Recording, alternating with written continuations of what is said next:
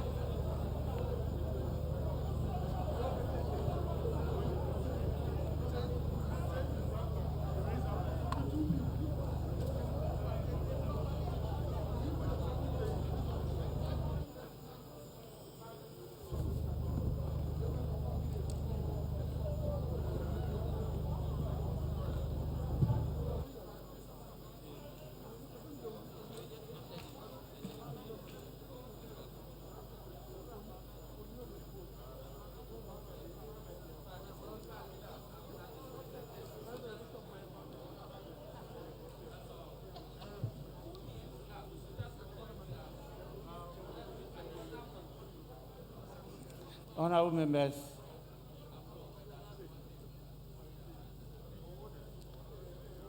we now have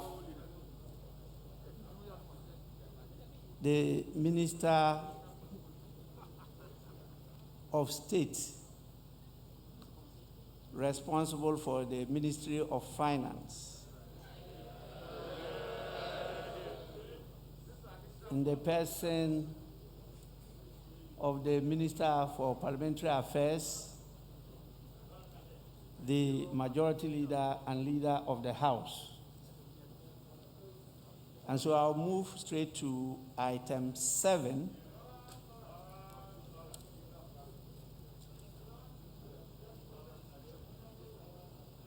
As I mentioned earlier on, His Excellency the Vice President is with us, and I'm sure he's here to give him some morale.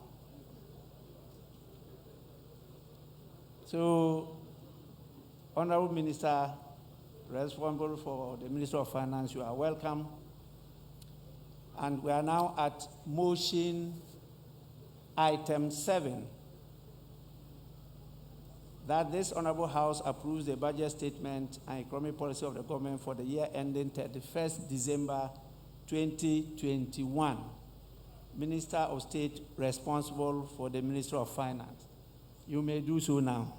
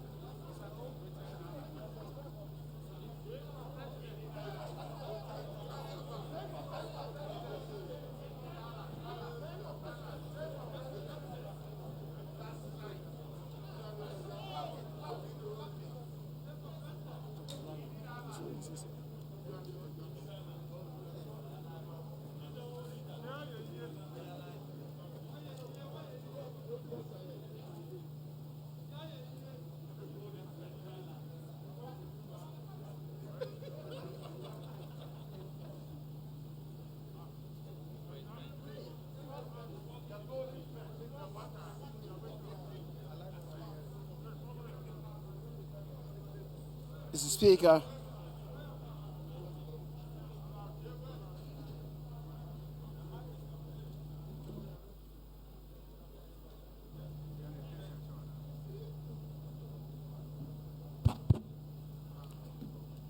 Speaker, I come before you today to move a motion for the approval of the budget statement and economic policy of the government of Ghana for the year ending 31st December 2021. Right Honorable Speaker, let me at the very outset express my profound gratitude to the President for the trust and confidence reposed in me in designating me as the Minister with temporary responsibility for the Ministry of Finance. In these past 5 days, I have received massive cooperation and indeed guidance from His Excellency, the Vice President, the head of the Economic Management team.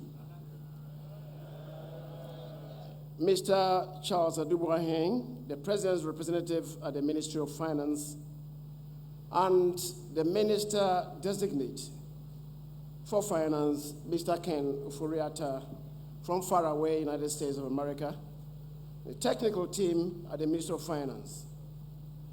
May I also thank my colleague ministers and members of Parliament for the expression of good wishes and support. Let me also, Speaker, on this momentous occasion, wish the First Lady of the Republic happiest birthday for attaining the biblical optimum age of 70.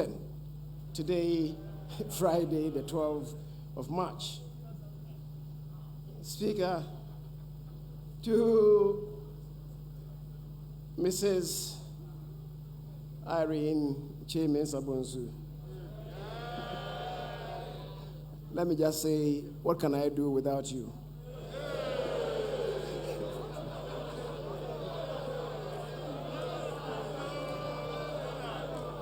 The Speaker,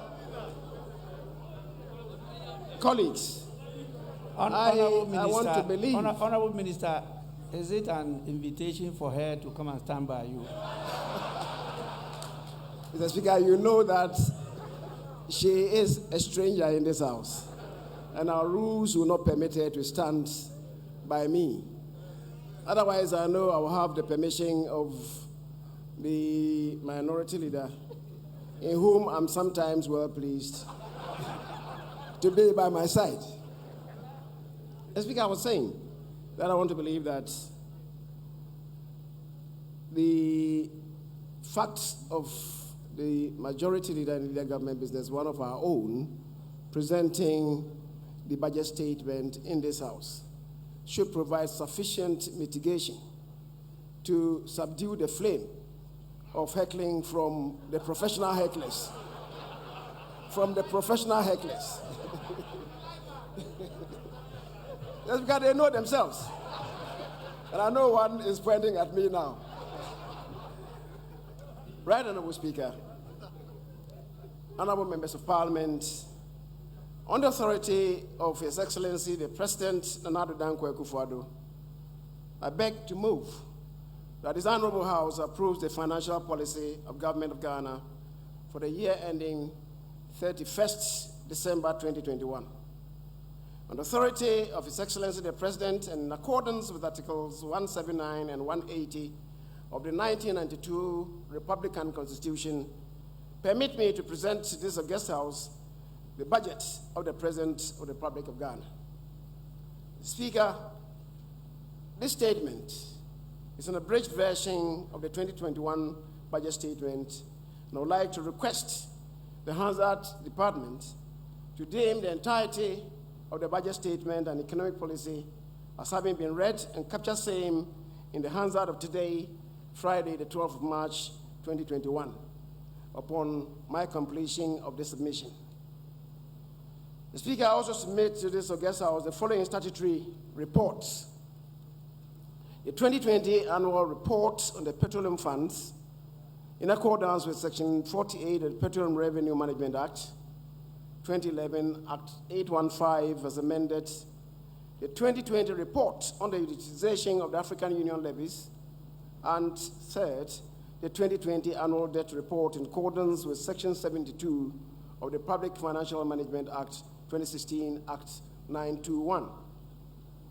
Mr. Speaker, on 28th of October 2020, and in accordance with Article 180 of the 1992 Constitution, government laid the expenditure in advance of appropriation in this House. I wish to report that the subsequent approval of those estimates by this august House has made it possible for government business and public services delivery to continue uninterrupted in the first quarter of 2021.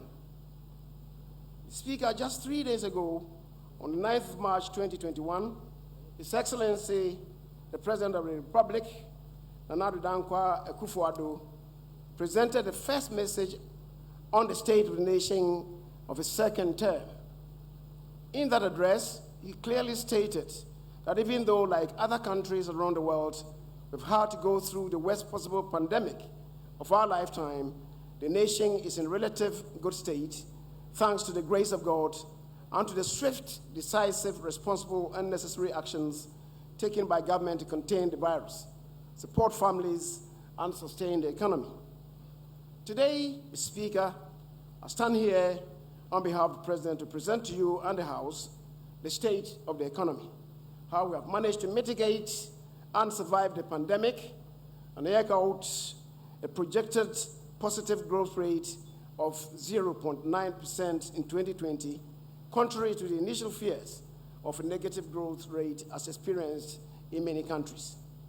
I will also present to you deliberate and well-thought-out strategies that will hasten our recovery and place us on a confident path of sustained economic transformation. Mr. Speaker, the year 2020 was a difficult period for Ghana and the rest of the world. Never before in recent history has a pandemic triggered such dramatic changes to lives and livelihoods simultaneously. The last of such pandemic of global impact was the Spanish flu in 1918, over 100 years ago. The ensuing crisis has disrupted supply chains and exerted undue pressure on economic and financial systems, killed businesses and jobs. Developing and emerging economies, including Ghana, have had to deal with external headwinds, falling commodity prices, and rising expenditures to address the effects of the pandemic. The International Monetary Fund has estimated that the global economy contracted by 3.5%, while global trade also contracted by 9.6%. The COVID-19 pandemic has upended the economies of over 150 countries and is the worst economic crisis since the Great Depression in the 1930s. Speaker, for the first time in our 64 years of nationhood, the government has had to tackle an unforgiving, simultaneous health and economic crisis. The outbreak and the ensuing partial lockdown to contain the spread of the virus and protect lives and livelihoods brought socio-economic activities to a visual standstill, with the resultant loss of jobs, incomes, collapse of businesses, and loss of government revenues. Mr. Speaker, from the onset of the COVID-19 pandemic in March 2020, His Excellency the President laid out 5 key objectives government sought to achieve. 1, limit and stop the importation of the virus. 2, contain its spread. 3, provide adequate care for the sick. 4, limit the impact of the virus on social and economic life. And 5, inspire the expansion of our domestic capability and deepen our self-reliance. The President made it an utmost priority to protect Ghanaian lives and above all else.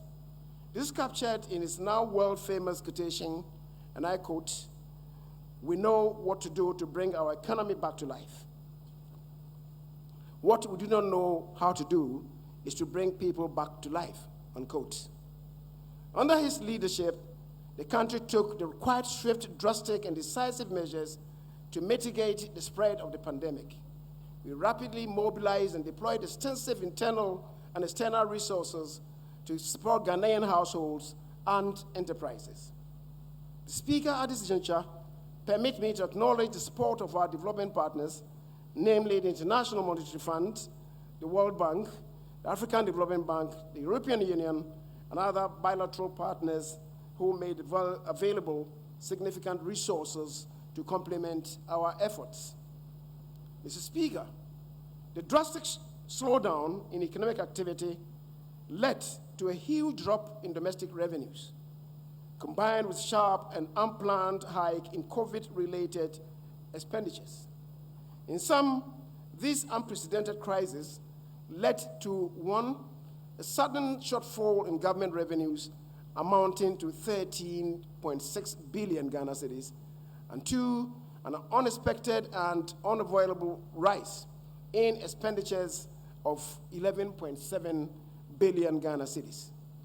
The Speaker, through government's Emergency Preparedness and Response Plan, ERP 1 and 2, as well as the Coronavirus Alleviation Program, CAP, we undertook the following measures. One, provided financial clearance to employ additional 24,285 health professionals between March and June to help fight the pandemic. Two, expanded the capacities of laboratories to increase COVID-19 testing and established isolation centers in all regions and districts. We provided 3.6 million reusable face masks, 50,000 medical scrubs, 90,000 hospital gowns and head covers to health facilities as of June 2020.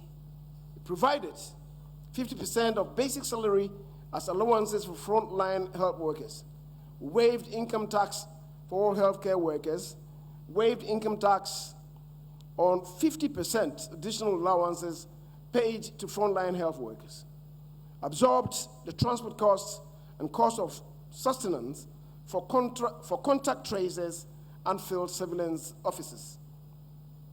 Fully recovered water consumption for all Ghanaians from April to December 2020, and fully covered the power consumption of over 1 million Lifeline customers, and subsidized the consumption of all other customers by 50%.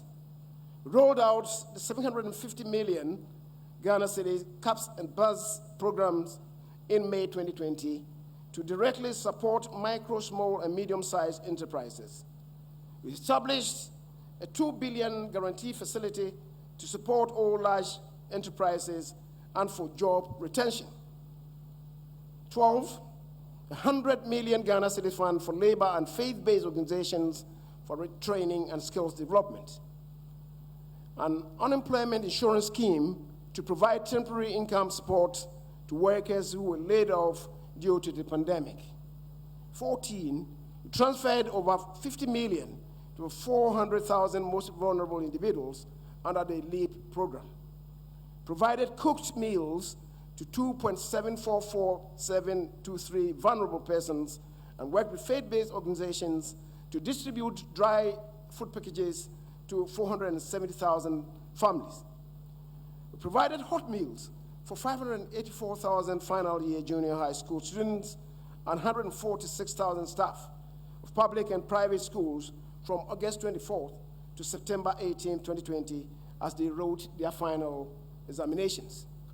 We supplied 5.2 million reusable face masks, 64,000 Veronica buckets, 8,100 thermometer guns, and in excess of 1.5 million pieces of 200 ml of hand sanitizers, as well as over 126,000 gallons of soap to enable schools reopen. We paid WASSCE examination fees amounting to 75.4 million for 314,000 third-year senior high school students. We reduced the communication service from 9% to 10% to support students and workers who have adopted online platforms to study and work. We extended due dates for filing of taxes from 4 to 6 months after the end of the financial year. We permitted the deduction of contributions and donations towards the pandemic as allowable expenses for income tax purposes. We waived VAT, NHIL, and Get Fund levy on donations of stock of equipment and goods for fighting the pandemic. We waived income taxes on third-tier pension withdrawal. We fumigated schools, hospitals, markets, and lorry parks. We took vigorous public sensitization and engagement exercise to inform and educate Ghanaians on the pandemic. And 26, we paid all public sector salaries in full. Mr. Speaker, with revenue slumping and COVID-related expenditures rising, the Akufo-Addo government was tested beyond measure. We believe it is fair to say that we rose to this extraordinary challenge. Indeed, despite the squeeze, government succeeded in protecting virtually all jobs and incomes in public sector. What the people of Ghana have witnessed since the coronavirus pandemic, and to the admiration of the rest of the world, is a leadership of conviction that is responsible, creative, courageous, decisive, and above all, very caring. Mr. Speaker, through our decisive policy response, we have managed to achieve major results that have made it easier for the people to cope with this unprecedented crisis. For example, our response through CAP has been vital in preventing social dislocations, deeper economic scarring, and damage to our economic prospects. These additional government expenditures in the face of declining revenues were necessary to save lives, protect livelihoods, and safeguard economic activities. Speaker, today, Ghana is better positioned to recover and rebuild an even more resilient economy, not only because we know how to do it, but also because the grace of God has been assured for this journey. Mr. Speaker, in the 3 years prior to the pandemic, as a government, we had a plan. We stayed focused, kept our discipline, kept our promises, and worked with integrity, creativity, and compassion. As a result, the economy saw a turnaround and economic growth rate doubled, rebounding strongly from 3.4% in 2016 to average 7% annually. Mr. Speaker, the banking sector cleanup had been completed. Businesses were doing well and creating jobs. Food production was enjoying a bumper harvest, and suddenly Ghana had become a major tourist attraction. We were indeed on a path of fiscal consolidation by 2019 and poised for economic transformation. Then out of nowhere, Mr. Speaker, the COVID-19 global pandemic hit us. Mr. Speaker, the history of Ghanaians is a story of resilience, faith in God, and ingenuity when faced with adversities and uncertainties. And so we proceeded from 2017 with discipline, hard work, and cooperation to get Ghana back to work. We took a severely challenged economy and restored its competitiveness within 3 years. In 4 years, against significant opposition, we took a bold step that afforded 1.2 million Ghanaians the opportunity to attain a better and quality secondary school education. We took a financial sector on the brink of collapse, and 4 years cleaned it to build an even stronger financial ecosystem that is well capitalized, liquid, and solvent to fund our progress. In 4 years, we secured a central place in African integration and won the bid to host the Secretariat of the African Continental Free Trade Area. And within the last 4 years, Mr. Speaker, our aggressive industrialization and regional integration agenda successfully attracted and retained the highest foreign direct investment in West Africa, including having global automobile giants setting up base here. Today, world-class vehicles assembled right here in Ghana are selling on our market and plying our roads. The message to other global manufacturers is this: from 2021, an integrated Africa is open for business. And Ghana is ready to welcome you to set up here to take advantage of the biggest free trade area in the world. Mr. Speaker, we have come far from 2020. However, we are not fully out of the woods yet. As such, fiscal consolidation has to be carefully balanced with the provision of some targeted fiscal stimuli to cushion the impact of COVID-19 on businesses and to facilitate a quick and strong recovery of our economy, which we aim to achieve through Ghana Cares, or Batampa program. Mr. Speaker, it is clear that expenditure on health infrastructure and health-related items such as vaccines, hospital supplies, and PPEs would become a routine. However, we'll take measures to ensure that these additional critical expenditures do not undermine our fiscal consolidation and debt sustainability. Government will pursue revenue-enhancing measures with a focus on deepening our digitization agenda, both on transactions of goods and services, as well as on the tax collection systems to broaden the tax base and rope in more eligible taxpayers. Expenditures will be rationalized through the implementation of tighter expenditure control systems with a more efficient procurement system to ensure value for money.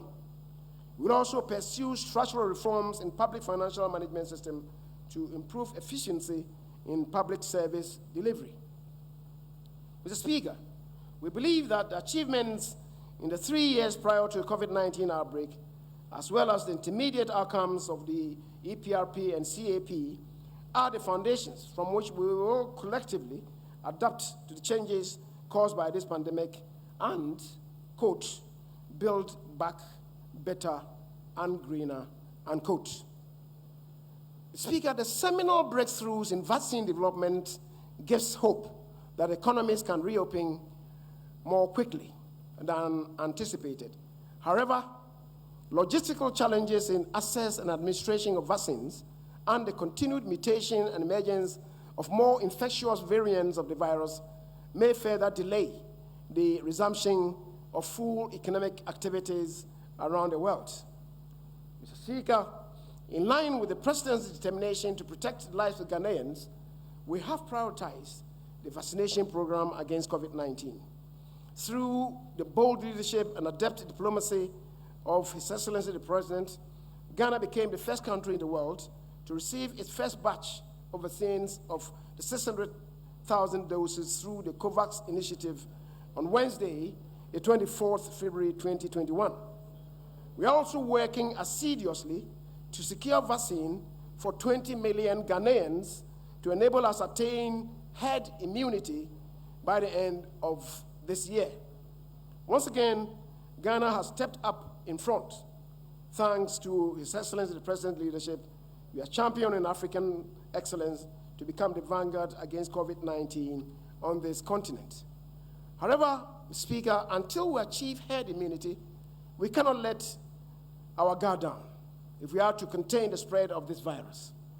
We must all commit to taking the vaccines in addition to adhering to the COVID-19 protocols that have been instituted for our safety and gradual return to full economic activities, recovering for sustained transformation. Mr. Speaker, in addition to continuing our priority programs, we will implement additional initiatives to drive recovery. These include: 1, scale up the vaccination of Ghanaians to enable us to attain herd immunity in Ghana by the end of 2021. Continue the implementation of Agenda 111 to provide hospitals and related infrastructure nationwide to improve the delivery of health care. 3, intensify efforts to improve public sanitation. 4, support to those who have lost their jobs due to COVID-19 to find other gainful employment opportunities. 5, deploying resources for our security agencies to maintain peace and security. Complete many of our ongoing infrastructure projects within our resource envelope reflecting the theme of the budget. The implementation of the Ghana Cares program to revitalize the economy and create employment, and 8, continue the implementation of our flagship programs, including Planting for Food and Jobs, the Free Senior High School, and the One District, One Factory agenda, plus the One Village, One Dam agenda. Mr. Speaker, the last 4 years led no Ghanaian in doubt that ours is a government that cares. We care about the welfare of the people.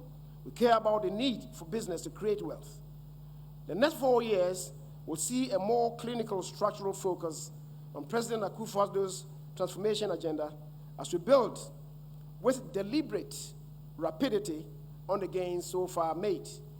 In this regard, pursuing the 100 billion Ghana Cares or Batampa program, which by far is the boldest and biggest economic recovery program in the country's history, will enable us to turn the challenges created by COVID-19 into opportunities for socio-economic transformation.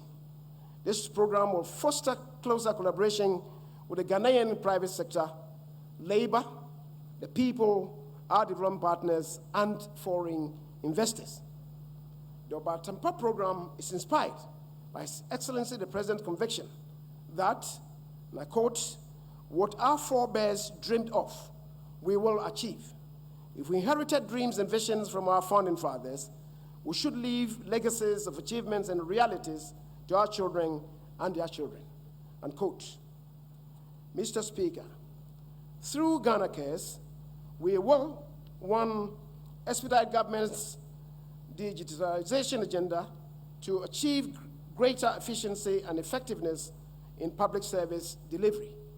We will revitalize the housing and construction industry to address the severe housing deficit and create job opportunities, and establish Ghana as a regional hub, leveraging its position within ECOWAS and as host of the Secretariat of the African Continental Free Trade Area to focus on manufacturing, financial services, education, healthcare, aviation and logistics, digital services, petroleum, automobile, tourism, hospitality, and creative arts.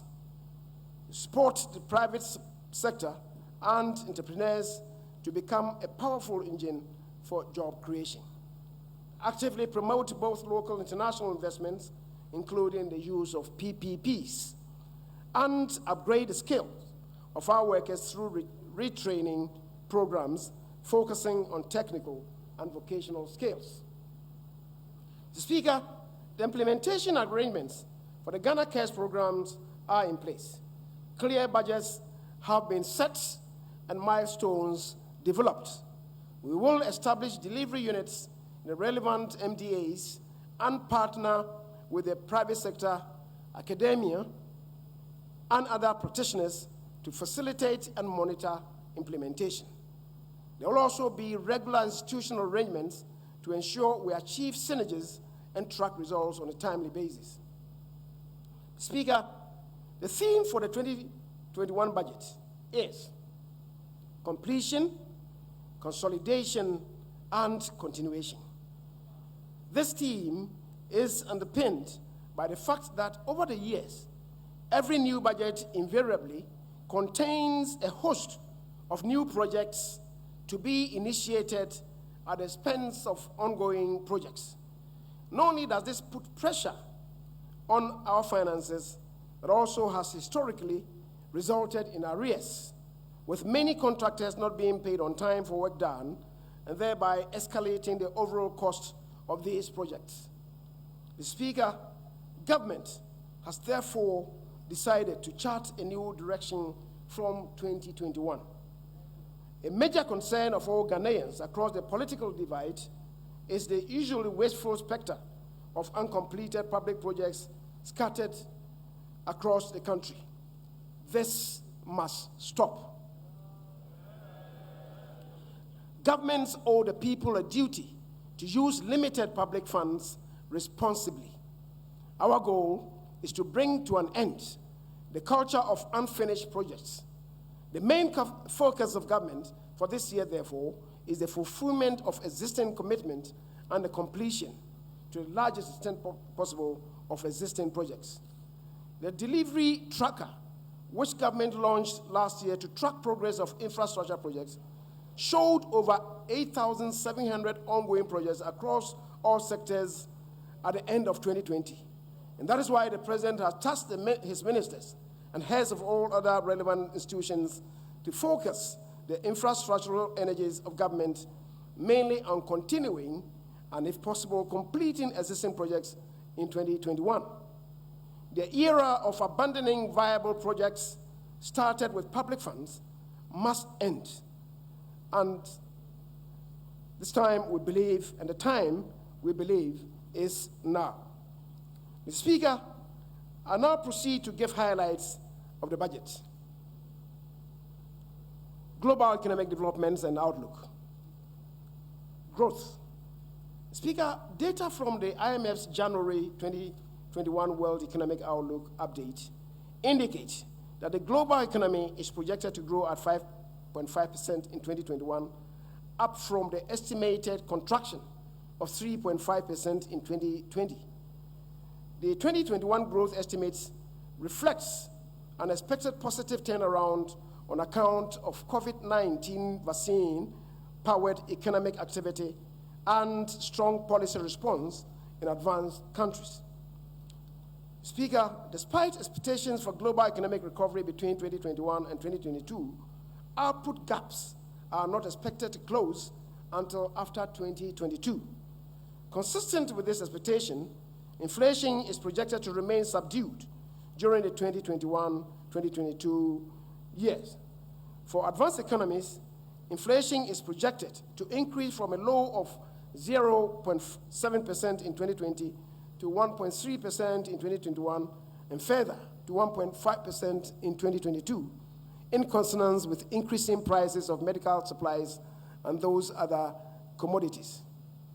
Mr. Speaker, data from the January 2021 edition of the International Monetary Fund World Economic Outlook project Brent crude oil prices to average 50.03 United States dollars for 2021 and 48.82 United States dollars for 2022.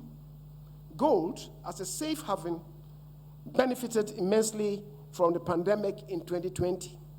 This was sustained by continued monetary easing by major central banks. However, in 2021, gold prices are expected to reduce to an average of 1,740 United States dollars per troy ounce from an average of 1,793 United States dollars per troy ounce recorded in 2020. World market cocoa price averaged 2,369.85 United States dollars per metric ton in 2020, compared with 2,340.74 metric tons in 2019. Cocoa price is expected to gain a 1.6% increase in price and improve to 2,407.77 United States dollars in 2021. Financing conditions. Mr. Speaker, global financing conditions remain generally favorable throughout 2020, reflecting significant policy support, which induced lower borrowing costs, boosted equity valuations, enhanced investor risk appetite, and narrowed sovereign bond spreads across emerging markets and developing economies. These developments helped ease pressures on emerging and frontier market currencies, while sovereign risk spreads for most sub-Saharan African countries declined steadily in the year. Financial market indicators point to optimism about medium-term prospects.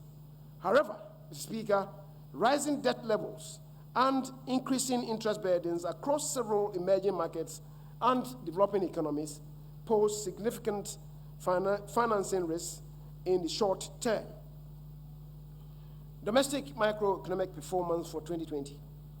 Mr. Speaker, to put the assessment of the performance of the economy for the year 2020 in perspective, we'd like to recap the macroeconomic targets set for 2020 as presented in the 2020 mid-year review as follows. A, overall real GDP growth rate was revised from 6.8% to 0.9%. The overall non-oil real GDP growth rate was revised from 6.7% to 1.6%. C, end period December inflation was revised from 8% to 11.1%. D, overall budget deficit measured on cash basis was revised from 4.7% of GDP to 11% of GDP. Primary balance was revised from a surplus of 0.8% to a deficit of 4.6% of GDP. And F, end period December stocks of gross international reserves to cover not less than 3.5 months of imports of goods and services.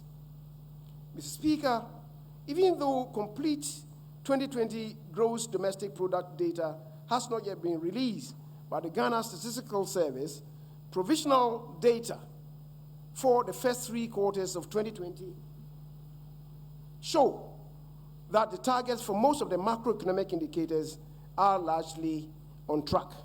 A summary of this performance is as follows. Speaker, average overall real GDP growth for the first 3 quarters of 2020 was 0.2%, compared with 6.0% for the same period in 2019. The projected outlook for 2020 is 0.9%, reflecting the impact of the COVID-19 pandemic. Non-oil real GDP grew at an average of 0.4% in the first 3 quarters of 2020. The projected outlook for 2020 is 1.6%. End period inflation was 10.4% in December 2020, compared to the revised target of 11.0%. The overall budget deficit on cash basis was 11.7% of GDP, excluding financial sector cleanup costs, against a revised target of 11.4% of GDP. The primary balance recorded a deficit of 5.3% of GDP against a target deficit of 4.6% of GDP. Gross international reserves accumulated to $8.6 United States billion, the equivalent of 4.1 months of import cover, slightly above target. Mr. Speaker, detailed performance in the real monetary, external, and fiscal sectors of the economy are provided below. Mr. Speaker, provisional estimates from the Ghana Statistical Service show that average overall GDP for 2020 grew at 4.9% in quarter 1, negative 3.2% in quarter 2, and negative 1.1% in quarter 3, bringing the average GDP growth rate for the period to 0.2%, reflecting mainly the impact of COVID-19 pandemic on the economy, as I've already related to. The most recent work on GDP puts 2020 projected GDP growth outlook at 0.9%. In terms of sectoral performance, the agricultural sector grew at an average of 4.5% in the first 3 quarters of 2020, followed by the services sector at 1.9%, while the industry sector contracted by 3.1% over the period. Mr. Speaker, price developments within the year were largely driven by volatile food prices, while non-food inflation remained fairly stable. Headline inflation rose sharply from 7.9% in December 2019 to 11.4% in July 2020. The upward trend was mainly driven by panic buying episodes preceding the COVID-19 partial lockdown measure, which exerted significant pressures on food prices. However, with the gradual lifting of restrictions, the food price pressures eased and headline inflation steadily declined to 10.4% at the end of December 2020. Monetary aggregates and credits. Speaker, developments in the monetary sector during the year 2020 broadly showed increased pace of growth in all monetary aggregates, reflecting improved liquidity conditions in the economy. This was underpinned by supportive monetary and fiscal policies implemented to mitigate the impact of the COVID-19 pandemic. Provisional data on monetary aggregates at the end of December 2020 showed that broad money, including foreign currency deposits, grew on year-on-year basis by 29.6% compared to 21.7% in December 2019. Annual growth in banks' outstanding credit decreased in December 2020 relative to what was recorded in the corresponding period in 2019. The nominal annual growth of outstanding credit slowed from 23.9% in December 2019 to 5.8% in December 2020. Similarly, nominal growth in credit to the private sector slowed from 18.0% in 2019 relative to 10.6% in December 2020. In real terms, annual growth of outstanding credit to the private sector moderated from 9.39% growth in December 2019 to 0.17% in December 2020. Interest rates. Speaker, interest rates in the money market generally trended downwards in 2020 on year-on-year basis in line with the monetary policy rate. The 91-day and 182-day Treasury bill rates declined to 14.08% and 14.13% respectively in December 2020 from 14.69% and 15.15% in December 2019. Similarly, the rate on the 364-day instrument decreased to 16.98% from 17.88% over the same comparative period. Rates on secondary bond markets have also broadly declined, except rates on the 5-year and 7-year bonds, which increased by 35 basis points and 425 basis points to settle at 19.85% and 20.50% respectively. The weighted average interbank rate declined from 15.2% to 13.56%, resulting in improved liquidity conditions on the interbank market and increased trading among banks. Average lending rates of banks also declined to 21.10% in December 2020 from 23.59% recorded in corresponding period of 2019. External sector. Speaker, the external sector performance was also impacted by the COVID-19 pandemic through the trade and financial channels. The trade account recorded a lower surplus of $2.0 billion United States dollars, or 3.0% of GDP in 2020, compared with $2.3 billion United States dollars, equivalent to 3.4% of GDP in 2019. The decline in the surplus was driven largely by a 7.8% contraction in total export receipts, especially from crude oil exports, which declined sharply by 35.2%. In addition, the value of total imports contracted by 7.3%, reflecting a slowdown in import demand due to the pandemic. The lower trade surplus, coupled with higher services outflows, resulted in a current account deficit of $2.0 United States billion, equivalent to 3.0% of GDP in 2020, compared to a deficit of $1.9 United States billion, equivalent to 2.8% of GDP in 2019. These developments, Mr. Speaker, resulted in an overall balance of payments deficit of $630 million United States dollars in 2020, compared with a surplus of $1.3 billion United States dollars in 2019. The deficit of the balance of payments was on account of marginal worsening of the current account deficit and a decreased net capital inflows in the capital and financial accounts.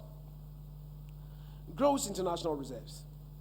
Speaker, gross international reserves stood at $8.6 billion United States dollars, equivalent to 4.1 months of import cover at the end of December 2020, from a stock position of $8.4 billion, equivalent to 4.0 months import cover as of December 2019.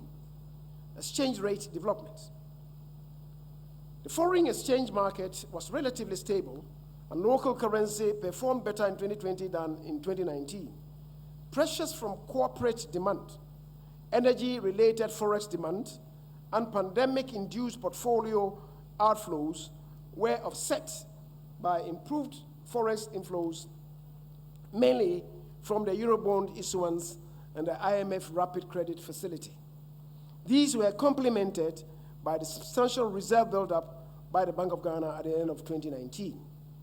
Cumulatively, Mr. Speaker, the Ghana cedi depreciated against the United States dollar, the pound sterling, the euro by 3.9%, 7.1%, and 12.1%, respectively. This compares with the larger depreciation rates of 12.9%, 15.7%, and 11.2% for the United States dollar, pound sterling, and euro, respectively, during the same period in 2019. It is worth noting that the depreciation of the Ghana cedi against the US dollar in 2020 is the lowest recorded in the Fourth Republic, notwithstanding the COVID-19 pandemic.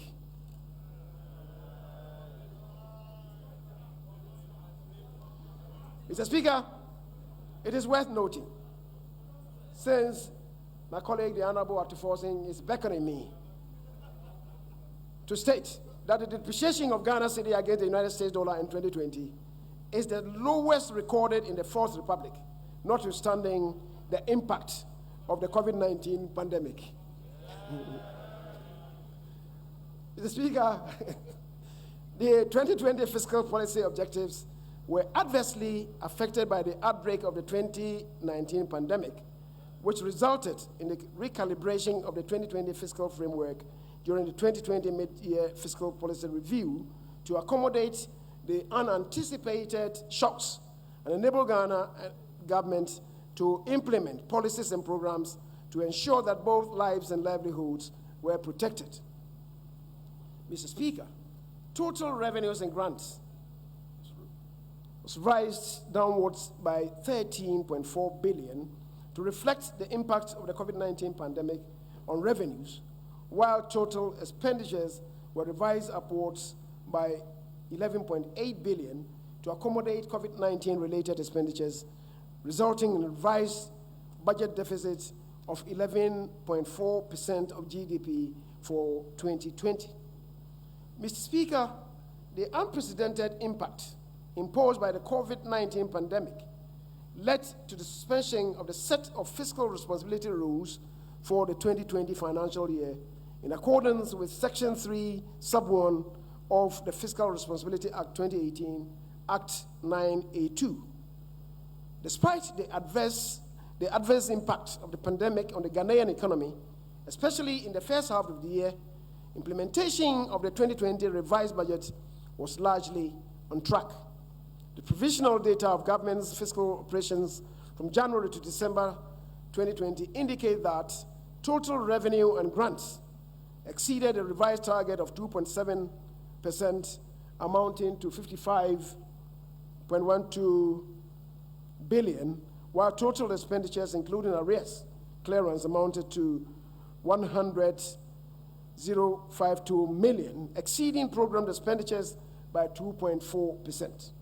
The consequent modest increase in total expenditures, despite the force majeure imposed by COVID-19 induced expenditures, is a clear indication that government adopted prudent expenditure management measures over the period.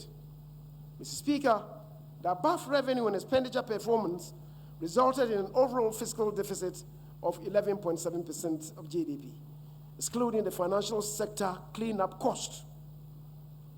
Speaker, and let me repeat, that the above revenue and expenditure performance resulted in an overall fiscal deficit of 11.7% of GDP, and that excludes the financial sector cleanup costs, compared to the program deficit of 11.4% of GDP.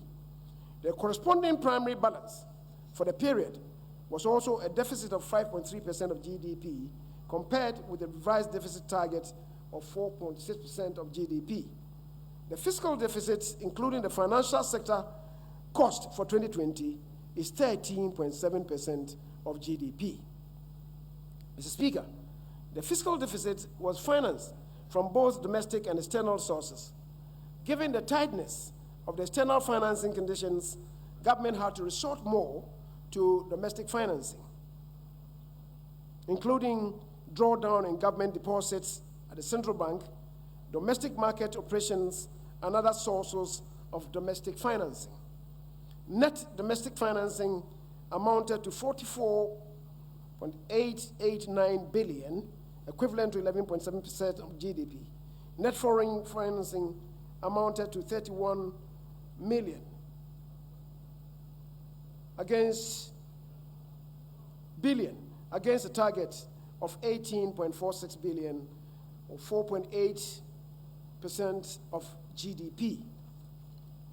Mr. Speaker, petroleum liftings and receipts. Total crude oil production for 2020 was 66.9 million barrels, compared to 71.4 million barrels in 2019.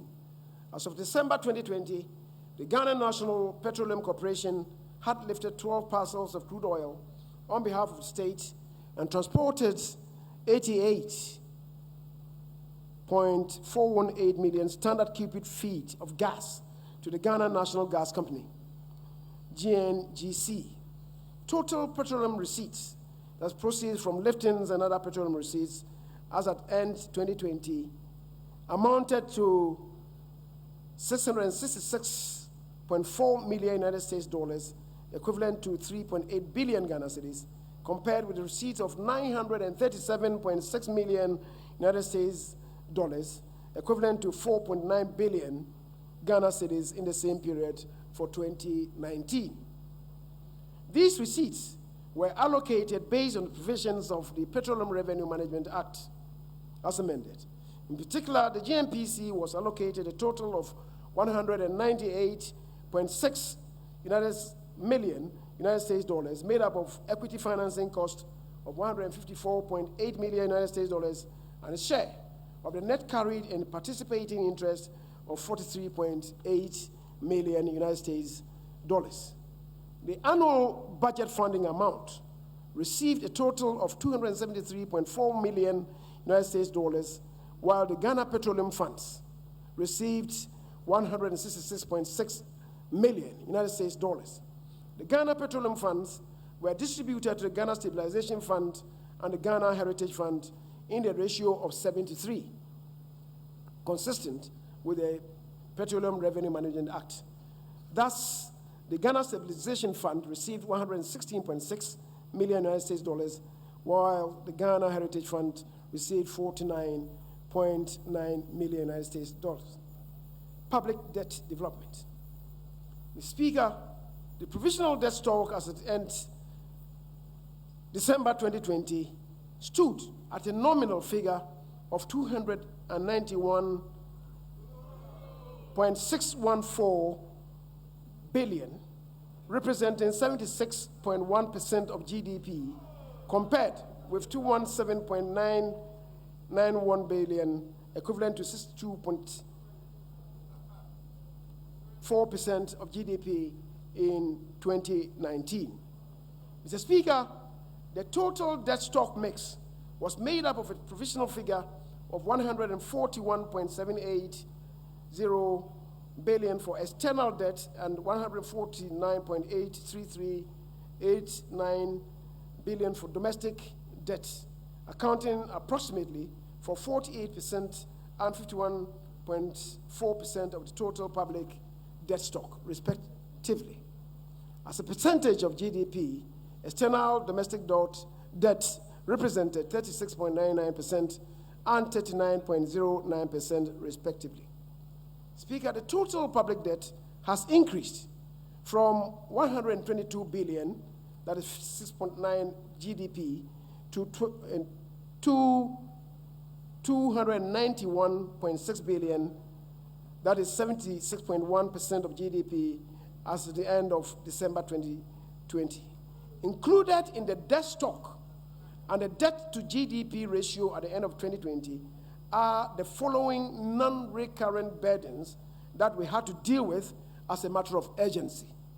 One, the fiscal impact of COVID-19 is 19.7 billion. The cost of the financial sector cleanup is 21 billion Ghana cedis. Cost of excess capacity charges paid to IPPs, that's 12 billion Ghana cedis. The impact of the reduction in growth from an average of 7% to 0.9% in 2020. Speaker, if these expenditures are excluded and the drop in GDP growth in 2020 primarily attributable to COVID-19 pandemic is taken into account, the total stock of debt for 2020 would have been approximately 239.9 billion, implying a debt to GDP ratio of 58.7%. Mr. Speaker, the following information is useful. Between 2004 and 2008, Ghana's debt stock increased by 30%. Between 2008 and 2012, the debt stock increased at 269%.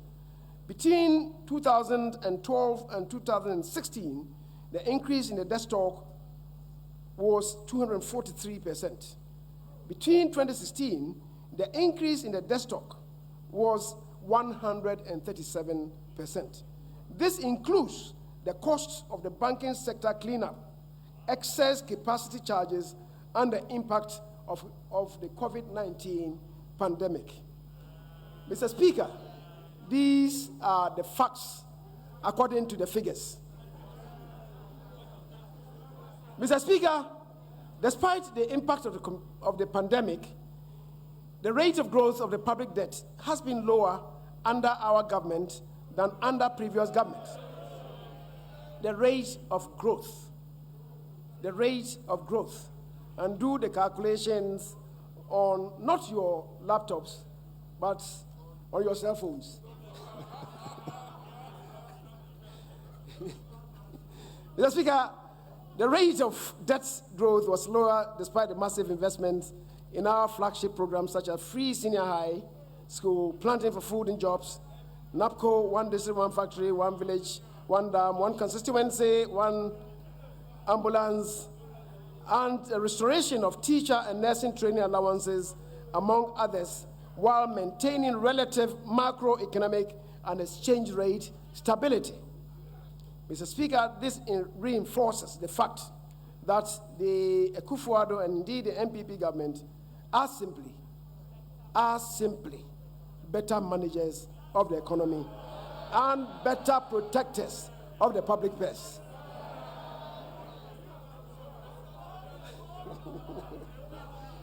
Mr. Speaker, I now turn to the medium-term macroeconomic targets.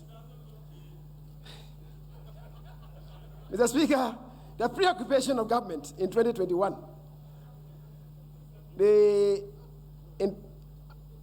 the medium term, and therefore, is to implement measures. The preoccupation of government in 2021 in the medium term, therefore, is to implement measures to mitigate the impact of the pandemic with a view to returning the economy to strong and sustainable growth while protecting lives and livelihoods. Mr. Speaker, government will continue to, one, build strong macroeconomic fundamentals, two, sustain investments in productive infrastructure, three, develop a competitive world-class human capital base, four, promote an efficient, well-capitalized financial sector, build a competitive business environment anchored on scientific and technological innovation, and six, pursue a robust social protection system that guarantees an acceptable standard of living for all, consistent with the vision of Ghana Beyond Aid and the President's coordinated program. The broad macroeconomic objectives to support our vision development goals in the medium term are: A, restore and sustain macroeconomic stability anchored on fiscal discipline and ensuring debt sustainability. we are cocksure we can do that with better managers in control of the steering wheel. Mr. Speaker, we intend to return to within the fiscal responsibility threshold of 5% fiscal deficit and a positive primary balance by 2024 in accordance with the FRA Act, the Financial Responsibility Act 2018, Act 9A2. C, we would implement reforms to increase revenue mobilization and the efficiency of public expenditures. D, will revitalize and transform the economy through the implementation of the Ghana COVID-19 Alleviation, Revitalization, and Enterprise Support Program, CARES. Build a robust financial sector to support growth and development. F, provide a supportive private sector environment for entrepreneurship, domestic businesses, and foreign direct investment to thrive. G, deepen structural reforms to make the machinery of government work more efficiently and effectively to support socio-economic transformation. H, implement reforms to increase revenue mobilization and the efficiency of public expenditures. Mr. Speaker, guided by the broad medium-term policy objectives, the following macroeconomic targets are set for 2021-2024 medium term. Overall GDP, real GDP growth rate to average 5.0%, non-oil real GDP to grow at an average of 4.9%, inflation to be within the target band of 8 plus or minus 2%, overall fiscal balance and primary balance to return to the Fiscal Responsibility Act threshold of fiscal deficit of 5% of GDP and a positive balance by 2024, and gross international reserves to cover at least 4.0 months of imports.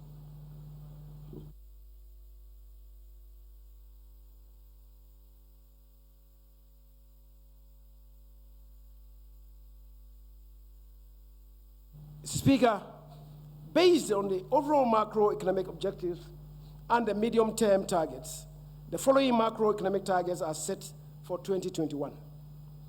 Overall GDP growth of 5.0%, non-oil real GDP growth of 6.7%, end-period inflation of 8%, fiscal deficit of 9.5% of GDP, primary deficit of 1.2% of GDP, and gross international reserves to cover not less than 4.0 months of imports. Speaker, we now provide details of the medium-term outlook for real fiscal, monetary, and external sectors of the economy. GDP growth for 2021. Speaker, as I've indicated, overall real GDP is projected to grow at 5.0% in 2021, while non-real GDP is projected to grow at 6.7%. In terms of sectoral growth, the agricultural sector is expected to grow at 4.0%, industry sector at 4.8%, and the services sector at 5.6%. Mr. Speaker, monetary policy in 2021 and the medium term will continue to hinge on sustaining price stability with a view to firmly anchoring inflation expectations and creating conditions favorable to growth. Specifically, monetary policy would aim at steering inflation back within the medium-term target of 8 plus or minus 2%. In particular, broad money supply growth is projected to moderate in 2021 in line with inflation. The thrust of external sector policy would focus on building external buffers, enough to cover at least 4 months of imports of goods and services to cushion the economy against adverse external shocks.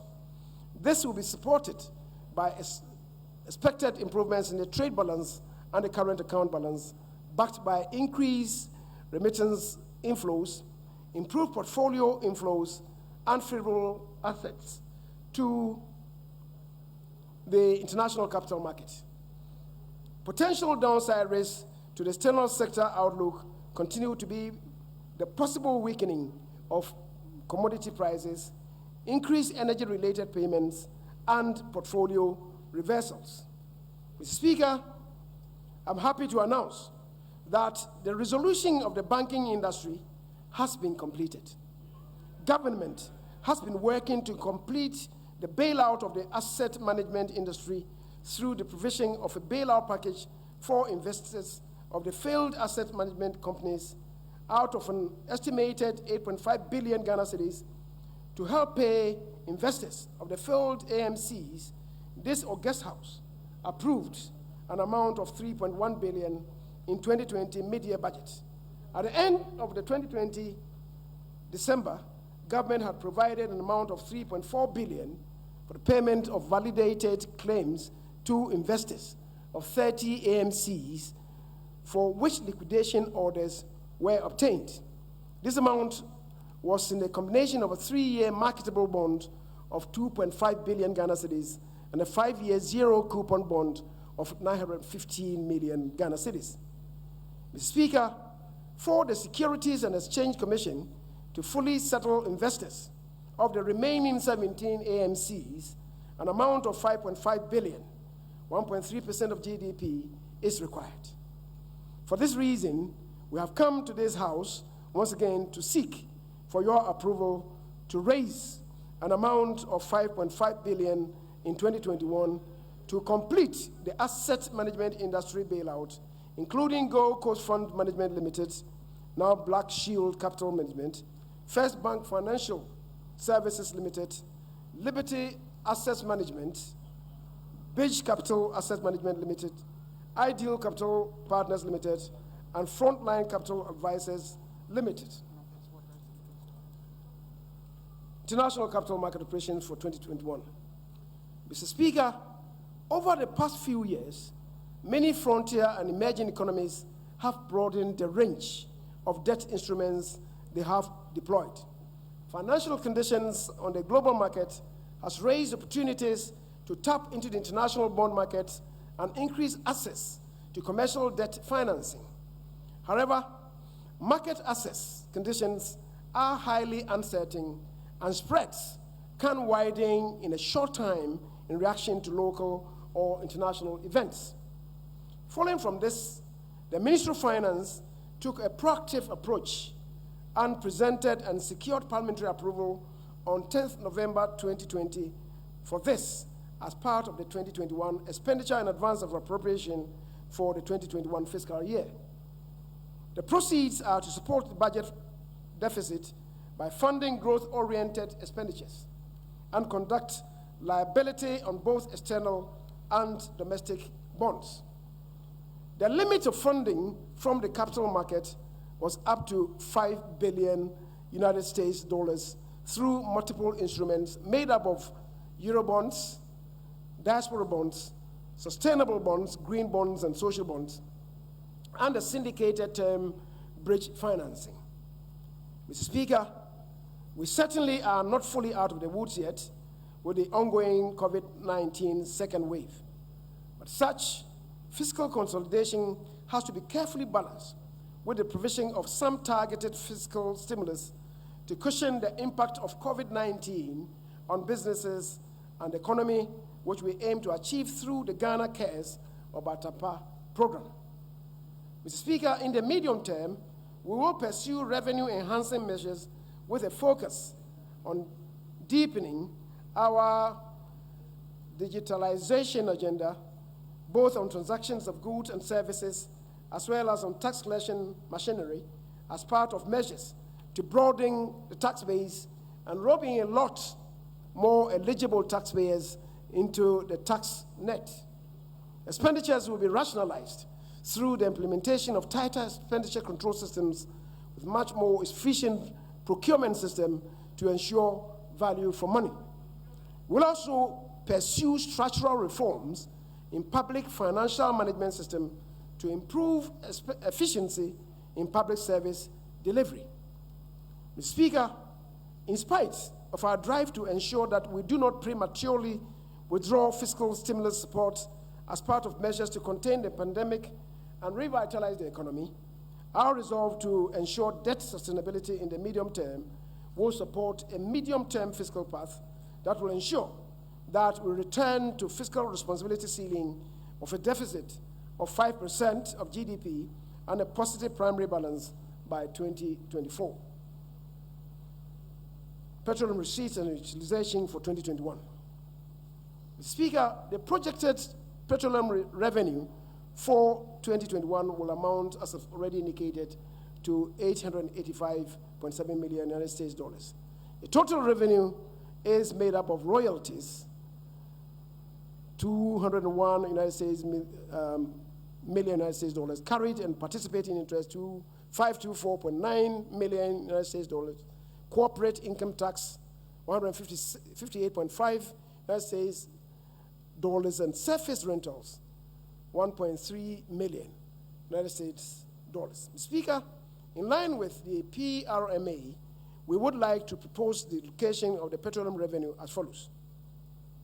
1, allocate 283 million to GNPC for its equity financing cost, 179.33 United States million dollars, and share of the net carried and participating interest, 103.69 million. Allocate 70% of the benchmark revenue of United States dollars, 602.7 million, to ABFA.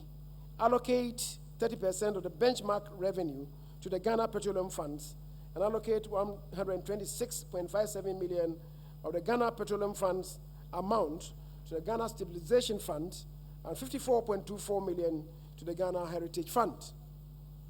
Mr. Speaker, total revenue and grants for 2021 is projected to rise to 72.452 billion, equivalent to 16.7% of GDP, up from an outturn of 55.132 billion Ghana cedis, equivalent to 14.3% of GDP recorded in 2020. Domestic revenue is estimated at 70.987 billion in 2021 as Ghana cedis, and represents an annual growth of 31.7% over the recorded outturn for 2020. Of the total domestic revenue, non-oil tax revenue will constitute about 74% and amount to 53.632 billion, equivalent to 12.4% of GDP, reflecting the impact of expected improvements in tax compliance and reforms in revenue administration. Mr. Speaker, government recognizes that as a result of the impact of COVID-19, times indeed are hard for many of our people. However, it is important that we rebuild and strengthen our public finances to provide the resources to protect the lives and livelihoods of Ghanaians, deliver critical government services, and support the transformation of the economy. It will also ensure fiscal and debt sustainability. We have to do this ourselves, as no one will do it for us. Rebuilding our public finances requires us to implement some important fiscal measures to mobilize additional domestic revenue. Mr. Speaker, government recognizes that as a result of the impact of COVID-19,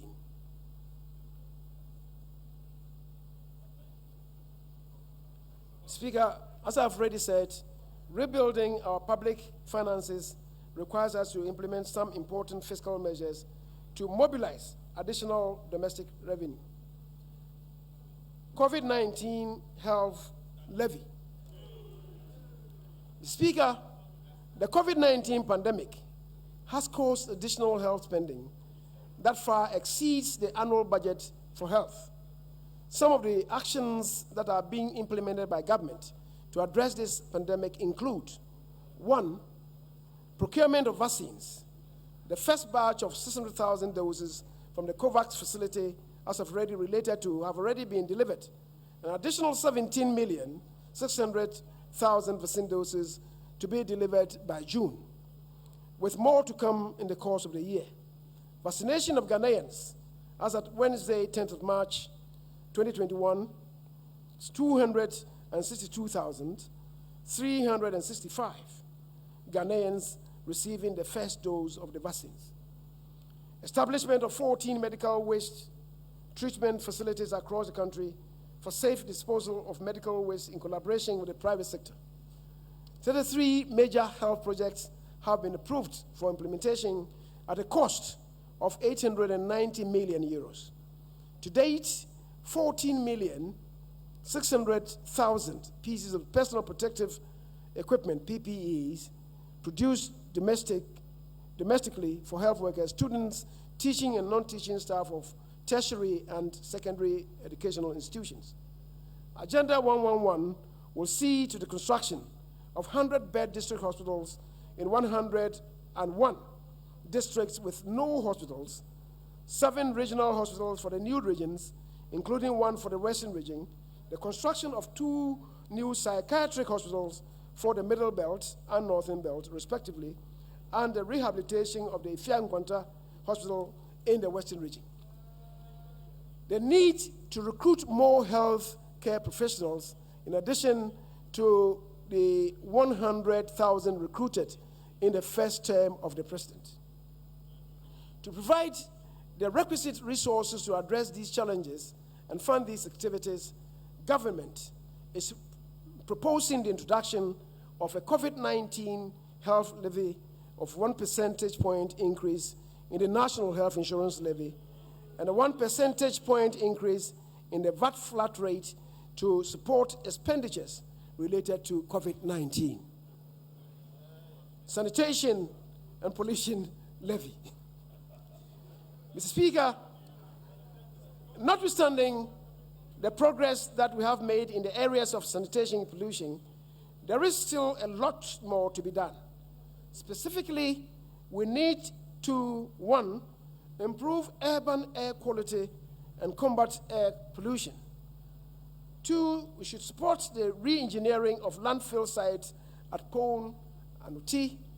3, support fumigation of public spaces, schools, health centers, and markets, including lorry parks. Revamp, reconstruct poorly managed landfill facilities. 5, construct more sustainable state-of-the-art waste treatment plants, both solid and liquid, in selected locations across the country. 6, construct waste recycling and compost plants across the country. 7, construct more sanitation facilities to accelerate the elimination of open defecation. 8, construct final treatment and disposal sites for solid and liquid waste. 9, provide dedicated support for the annual maintenance and management of major landfill sites and other waste treatment plants and facilities across the country. 10, construct medical waste treatment facilities to prevent the generation of infectious diseases, especially under the coronavirus treatment program.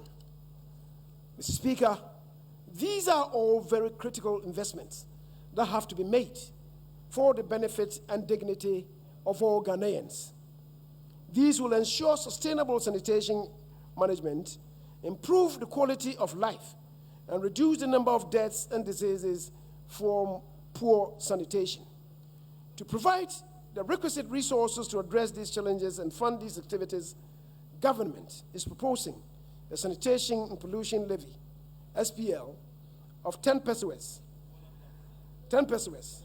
on the price per liter of petrol or diesel under the Energy Sector Levies Act, ESLA. Energy Sector Recovery Levy, Delta Fund. Mr. Speaker, it will be recalled, yes, Bola tax, to clean up our environment so that you are not afflicted by diseases.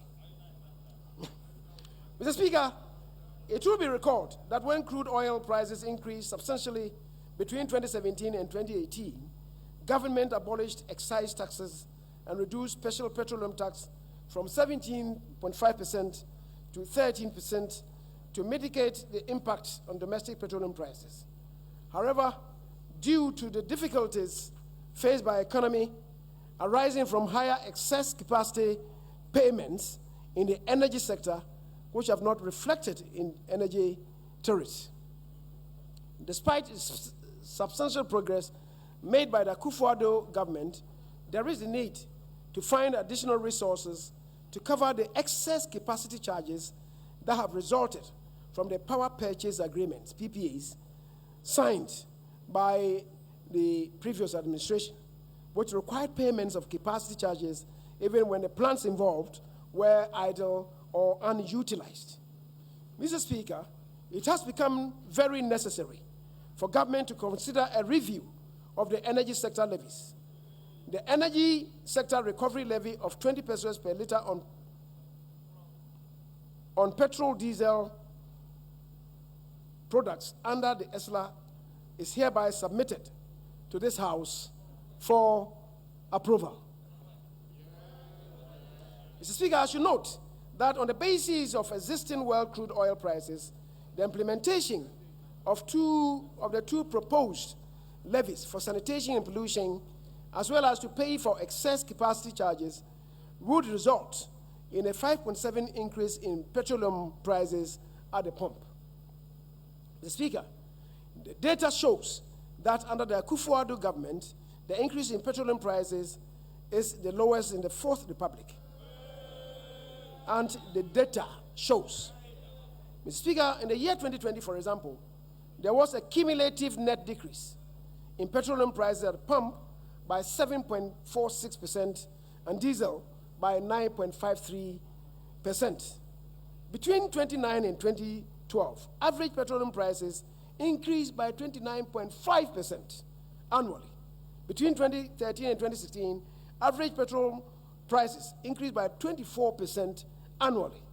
Between 2017 and 2020, average petrol prices increased by 8.26% annually. Mr. Speaker, statistics, data don't lie. Mr. Speaker, this confirms the fact that there are better managers of the economy recognized by all. Mr. Speaker, the financial sector cleanup and the refund of monies to depositors have restored investor confidence and protected the hard-earned savings of millions of Ghanaians. However, this has come at a huge cost of over 21 billion to government and indeed to the state. Mr. Speaker, government will therefore introduce a financial sector cleanup levy of 5% on profit before tax of banks to defray outstanding commitments in the sector. The levy will be reviewed in 2024. Road tolls. Mr. Speaker, to maintain improvement on our roads, and all of us in this House, every now and then demanding of the Minister for Roads improvements in our road network and indeed improvement in our roads.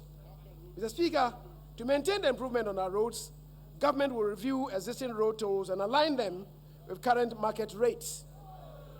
This will form part of the framework for promoting burden sharing as we seek to transform our roads and infrastructure sector in a post-COVID era. Mr. Speaker, furthermore, in 2021, we will amend the Fees and Charges Miscellaneous Provisions Act 2018 that governs the setting of rates and tolls to accommodate an automatic annual adjustment that will be pegged to previous year's average annual inflation as published by the Ghana Statistical Service.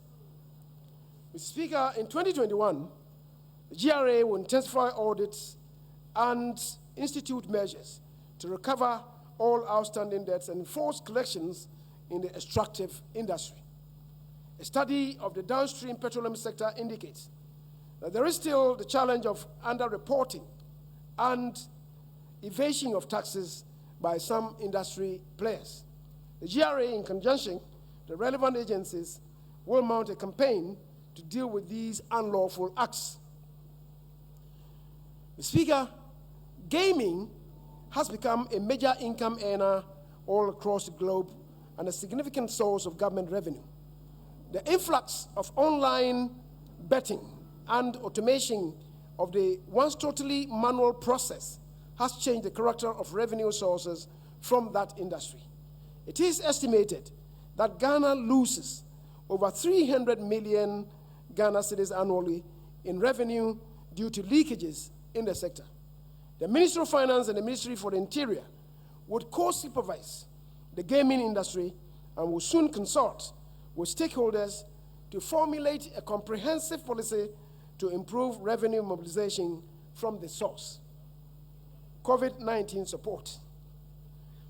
Mr. Speaker, government in 2020 outlined a number of initiatives to cushion the effect of the pandemic on the populace. Some sectors of the economy and sections of the population, however, continue to suffer the devastating consequences of the pandemic. Government is therefore rolling out these additional reliefs for different sections of the population, especially those hardest hit by the pandemic. 1, tax rebate. Provision of a rebate of 30% of the income tax due to companies, hotels and restaurants, education, arts and entertainment, and travel and tours for the second, third, and fourth quarters of 2021. Tax stamps. Suspension of quarterly income tax installment payments for the second, third, and fourth quarters of 2021 for small businesses using the income tax stamp system. Vehicle income tax. Suspension of quarterly installment payments of the vehicle income tax for the third, fourth, and fourth quarters of 2021 for trotros and taxis as part of measures to reduce the cost of transportation. Mr. Speaker, in line with your pause for effect, your system of pause for effect, can I repeat this? Suspension of quarterly installment payments of vehicle income tax for the third and fourth quarters of 2021 for trotros and taxis as part of measures to reduce the cost of transportation.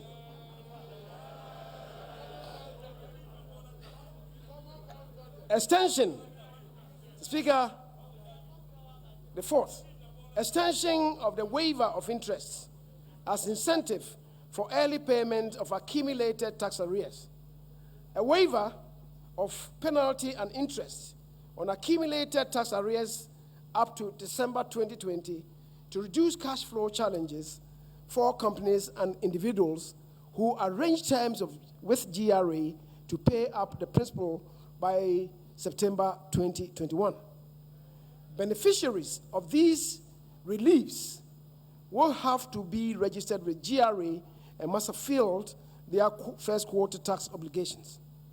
Mr. Speaker, total expenditure, including clearance of arrears, is projected for 2021 at 113.75 billion, equivalent to 26.2% of GDP.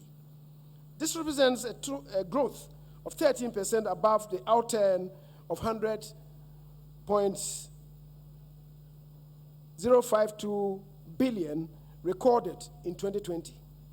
Mr. Speaker, wages and salaries are projected to amount to 25.799 billion and constitute 22.7% of total expenditure, including arrears clearance for 2021.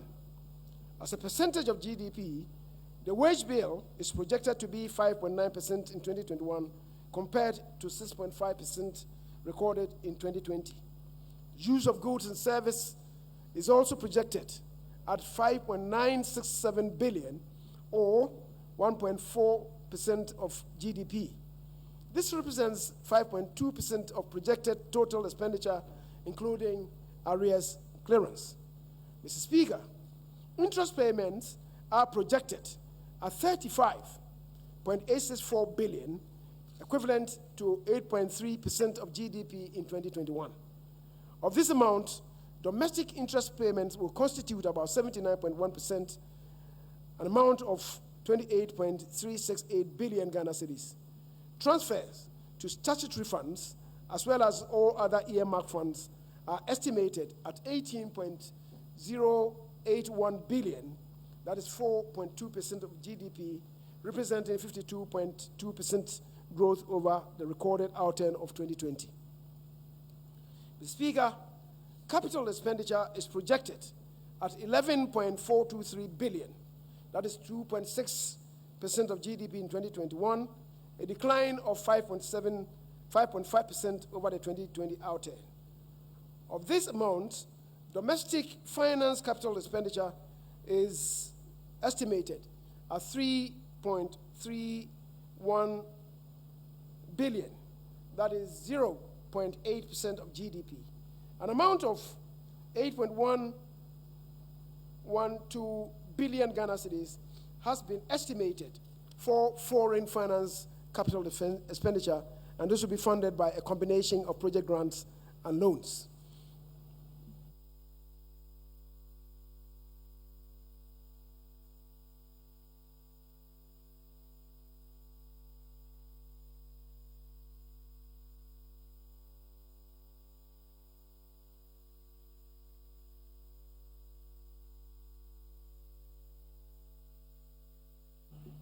Mr. Speaker, based on the estimates for total revenue and grants and total expenditure, the 2021 fiscal operations will result in an overall fiscal deficit of 41.298 billion, equivalent to 9.5% of GDP. Financing of the fiscal deficit will come from both domestic and foreign sources. Net domestic financing will amount to 25.424 billion, that is 5.9% of GDP, while net foreign financing will amount to 15.870 billion, amounting to 3.7% of GDP, and will include a planned international capital market program to raise up to $5 billion, of which 1.5 billion will be used to support the implementation of the 2021 budget, and the rest for liability management. Speaker, a corresponding primary deficit equivalent to 1.3% of GDP is also projected for the year. Now, update on key programs. The programs and activities being implemented by the MDAs and the MMDAs are based on Ghana's medium-term National Development Agenda 2018 to 2021, as well as the Ghana Beyond Aid agenda. The programs also aim to attain the objectives and targets arising from our international commitments with regard to the UN Agenda 2030, that's the SDGs, and the African Union Agenda 2063. Mr. Speaker, as I indicated earlier, the health and economic consequences of the COVID-19 pandemic has adversely impacted the delivery of the planned programs and activities of MDAs and MMDAs approved in the 2020 budget. However, it is projected that the rollout of the government's vaccination plan, which started in March this year, will expedite a resumption of full economic activities and facilitate the implementation of the planned programs and activities in the 2021 budget. Speaker, I will therefore highlight the performance of key sectors in 2020, as well as programs and activities planned for the implementation in 2021. Health. Mr. Speaker, in pursuit of government's health infrastructure drive, including Agenda 111, the ministry awarded contracts for the construction of 101 district hospitals, 7 regional hospitals, and 3 psychiatric hospitals. In 2021, the implementation of these projects would continue.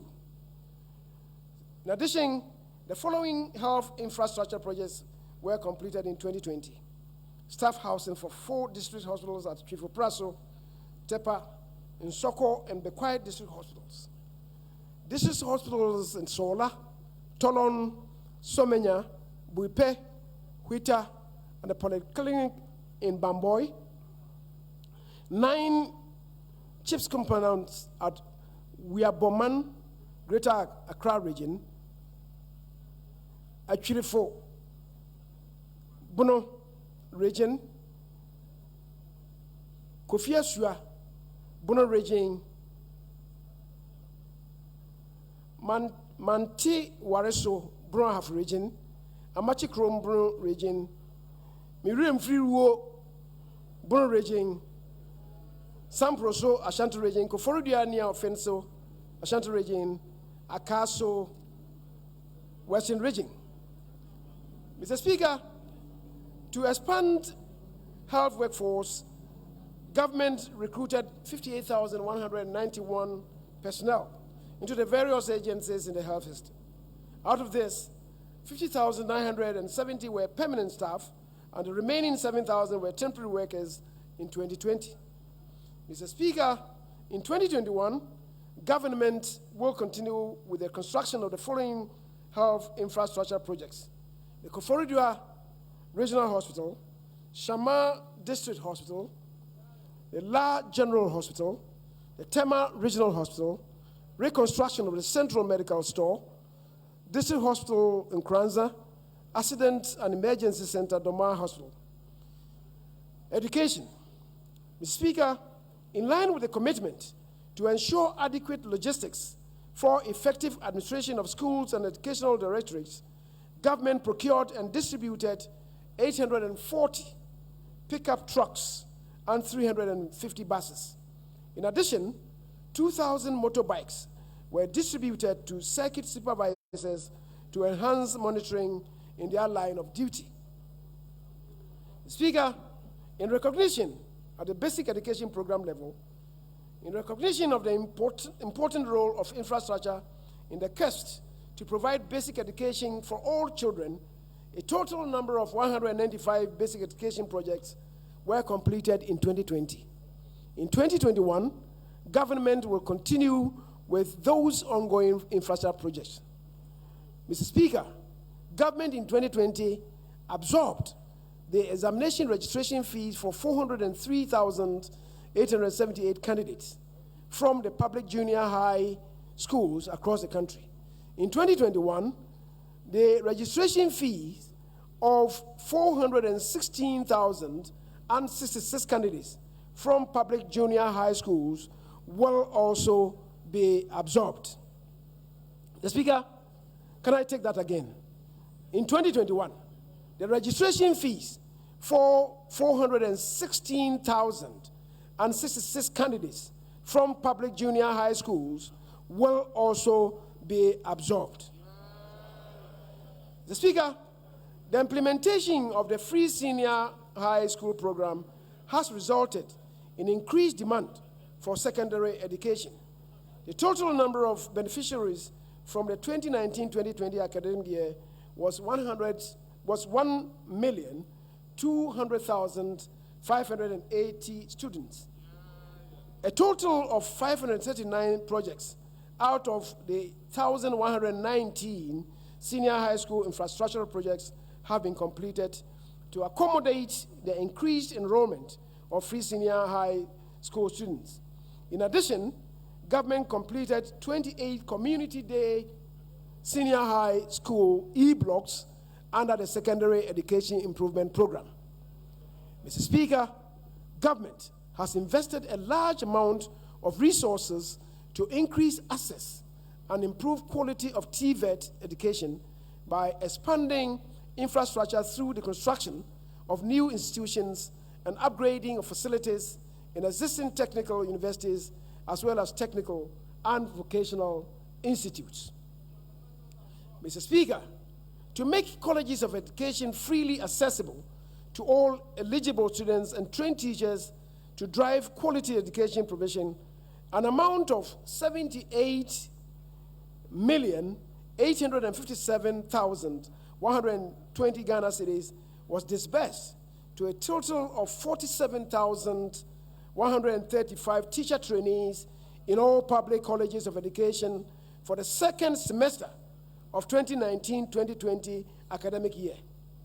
In 2021, Mr. Speaker, an amount of 171,241,500 Ghana cedis will be paid for the first and second semesters of the 2020 and 2021 academic year.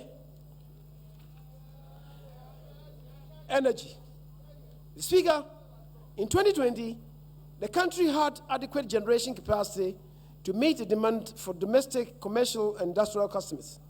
The 200 megawatts Amandi Power project was approximately 98% complete and currently at the last phase of commissioning. Phase 1A of the 400 megawatt early power project, 147 megawatts, that's the phase 1, is currently going through commissioning. In 2021, the Ameri plant will be relocated to Kumasi to help stabilize the national grid. Mr. Speaker, the power purchase agreement renegotiations aimed at reducing capacity charges and consequently the overall cost of power generation are ongoing.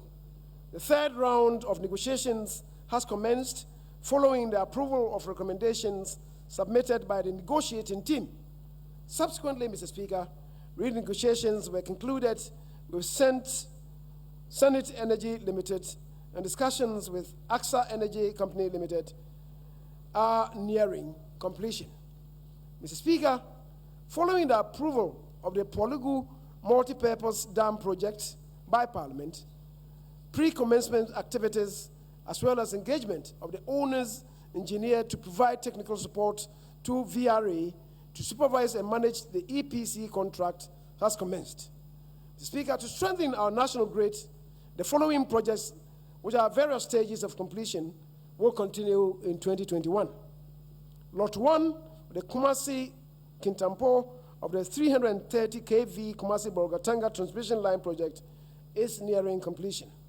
The 161 kV Volta Achimota Malam transmission line upgrade project has an overall works completion rate of 53% for the Volta Achimota section and 31% completion rate for the Achimota Malam transmission line. Remedial works on the Abuazi Prestia 330 kV transmission line is 90% complete, and construction works of the A4BSB Pokwasi bulk supply point is 92% complete. Mr. Speaker, other projects to be pursued in 2021 include the construction of a new substation at Dunkwa on Ofin, reconstruction of the overaged 161 kV transmission lines from the Abuazi through Dunkwa to Asarienso with higher capacity, and reconstruction of the existing 330 kV and 161 kV Abuazi switch yards. Mr. Speaker, a total of 388 out of the 560 communities were connected to National Grid under the Rural Electrification Program. The national electricity access rate increased from 84% in January 2020 to 85.17% by the end of December 2020, with over 10,000 communities so far connected to the national grid. In 2021, the ministry will ensure and monitor the completion of ongoing SHEP 4 and SHEP 5 projects across the country. Various electrification projects in the northeast, Savannah, Eastern, and Volta, Ashanti, Western North, Ahafo, Bono East, and Brui regions, among others, will also be undertaken. 766 towns will be connected under these projects in 2021. Mr. Speaker, in line with our commitment for a green economy, A total 26 megawatts plant out of the 50 megawatts plant solar project undertaken by the Bui Power Authority was commissioned on the 27th of November 2020. The remaining 24 megawatts plant and a 1 megawatt plant floating solar plant is expected to be completed by the third quarter of 2021.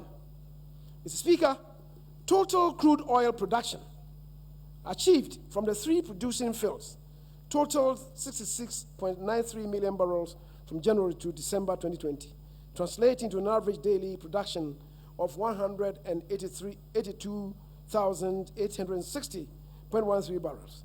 A total of 88.53 billion standard cubic feet of gas, translating to average daily gas export of 2.41 SCF, was delivered for power generation and non-power gas users. Mr. Speaker, in 2021, the ministry will continue the negotiation of petroleum agreements and monitor activities on the Jubilee, the TEN, and the SGN fields. The projected production from the 3 producing fields in 2021 is expected to yield a total of 57.3 million barrels of oil and 93.07 billion standard cubic feet of export gas at a daily average of 156,986 barrels of oil and 254,986.3 million standard cubic feet of gas, respectively. Development of a petroleum hub. Speaker, the Petroleum Hub Corporation Bill was passed by Parliament in law on the 23rd of October 2020. In 2021, we will ensure the setup of the operationalization of the Petroleum Hub Development Corporation. Preparatory activities, such as the conduct of a strategic environmental assessment, spatial planning, and land acquisition activities towards the development of the hub, will be continued.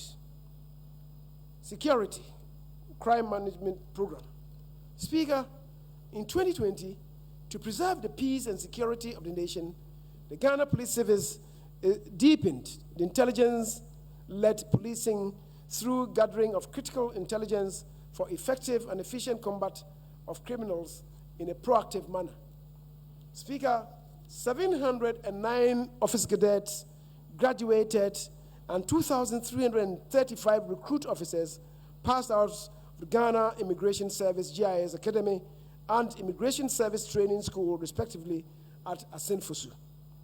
The service arrested a total of 5,448 other nationals for breaching immigration laws, and penalties were imposed and fines collected from the offenders. In addition, 28 of the offenders were arraigned before the law courts. In 2021, the ministry, through the Ghana Prison Service, will continue with the construction of the Swan Prison Remand Project and other prison construction projects, train 2,200 inmates in technical and vocational skills, and provide formal education for 1,000 others. It also built the capacity of 1,350 personnel who have recently been recruited. Mr. Speaker, Defense. The Ghana Armed Forces continue to complement internal security in 2020. It collaborated with other security services to offer assistance to civil authorities to ensure peace and security. The operations include Operation Calm Life across the entire country, Operation Sit Down, Look at the Borders. The Ghana Armed Forces assisted the Ghana Police Service, Local Government and Rural Development, and Zoom Lion Limited in Operation COVID Safety.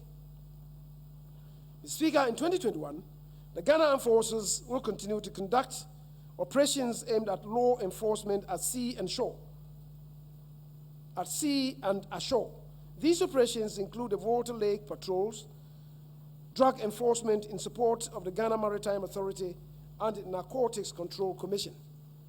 The construction of a forward operating base at Ezinlobo, Western Region, as part of the government's national strategic plan to protect the country's oil, gas, and other natural resources is 10% complete. Government also gave approval for the establishment of 12 additional forward operation bases and 3 logistics centers along the northern borders of the country to prevent cross-border crimes and terrorist infiltrations. Infrastructure works on the 500-bed military hospital at Afari in Kumasi is 85% complete as of December 2020. Overall completion, factoring the installation of medical equipment, is at 58%. The ministry in 2021 will ensure completion and use of the facility. National security. Speaker, the National Intelligence Bureau, NIB, the National Signals Bureau, NSB, countered the terrorism-associated e-crimes, violent and organized crimes, and other national security threats. Mr. Speaker, in 2021, these agencies will improve the capabilities of intelligence gathering, dissemination, and special operational activities among the security and intelligence agencies. Road and bridge construction. Mr. Speaker, His Excellency, the President, Nana Addo Dankwa Akufo-Addo, in presenting the message on the state of the nation, declared 2021 as the second year of roads. Speaker, with this declaration, we will continue the prioritization of road construction. Government will continue to pursue the following ongoing projects that are at various stages of completion under the Sino-Hydro Master Facility. Speaker, the Accra Inner City roads, about 84 kilometers. The Kumasi Inner City roads, 100 kilometers. The Tamale Interchange project, which is about 60% complete. The PTC Roundabout Interchange project, Takoradi. Adenta Dodowa Dual Carriageway. The Sunyani Inner City roads, 39 kilometers. Western Region and Cape Coast Inner City roads, 32.19 kilometers, upgrading of selected feeder roads in Ashanti and Western regions, construction of Hohoi, Jessica, Dodi Pepesu Road, 66.4% kilometers, which is 32% complete now. Mr. Speaker, government will also continue with some ongoing projects which have seen significant progress as follows. The Nsawam Apedra Road, the northbound Kwafu Krom Apedra Road, 33 kilometers, which is about 39% complete. Apedra Bunsu Road, 23 kilometers. The Bogatanga Boku Pomakum, 116 kilometers, which is 31% complete. The Nkwanta Oti Damanko Road, 50 kilometers, which is 54% complete. Oti Damanko Napanduri Road, 209 kilometers, which is 77% complete. The Berekum Saikwa Roads, 34.6% kilometers, which is 88% complete. The dualization of the whole main roads, totaling 10.5 kilometers, with 55% complete. The Teshi Link Road, 7.5 kilometers, 77%. The whole Fume Road, 18.4 kilometers, about 93% complete. The Bolga Boku, from kilometer 12 to 24.5, a stretch of 12.5 kilometers, which is about 100% complete.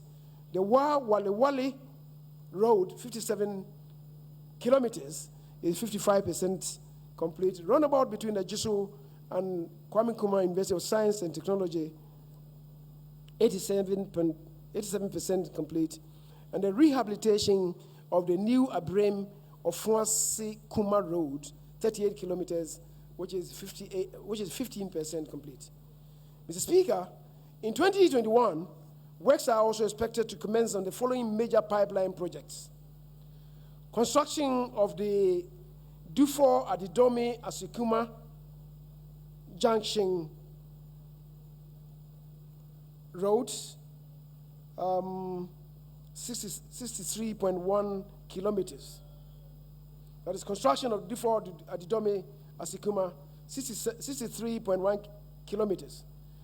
And the Asuchari, the Junction 39 Road, and Asuchari Aveyemi. The interchanges there would also be constructed. The interchanges at Dufour, Adidomi, and Asikuma Junction will also, Mr. Speaker, will be done. Construction of bridge over the Volta River at Volivo. Construction of the Swami interchange will be done.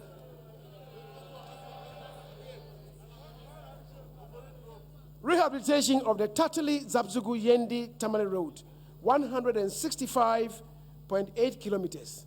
Speaker, will be undertaking. Rehabilitation of the Zabzugu Nakwali Bimbila Road, 73.6 kilometers will be done. The rehabilitation of the Dome Kitasi Road, 19.5 kilometers. Design and construction of the Buipe, Yape, and Daboya bridges. The 3 bridges will be constructed. Construction of the Tema Aflao Phase 1 Road, 17 kilometers to be done.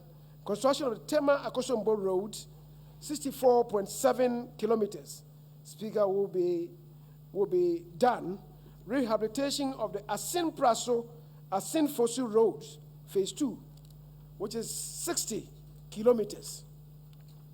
Construction of the Tema Motorway, Runabout Phase 2. Supply of installation of bridges component for 50 steel bridges. Rehabilitation of the Kumasi Inner City, already mentioned, 100 kilometers. Asphaltic overlay of selected streets in Accra and Tema, 100 kilometers. Rehabilitation and upgrading of selected streets in Tamale and Yendi, Nalerigu, Walewali, Gambaga, and Damongo. About 100 kilometers of these will be done. Mr. Speaker, works progressed steadily on the Pokuasi and Obichabi Lamte circle interchanges under the Accra Urban Transport Project. Work is expected to be completed on these projects by the end of 2021. Works are ongoing on the construction of 7 bridges in the northern region. These are located in Kulun, Garu, Ambalara, Kulungugu, Doninga, and Sicily. Overall, fiscal progress stands at 97%. Once and all, these bridges are substantially complete.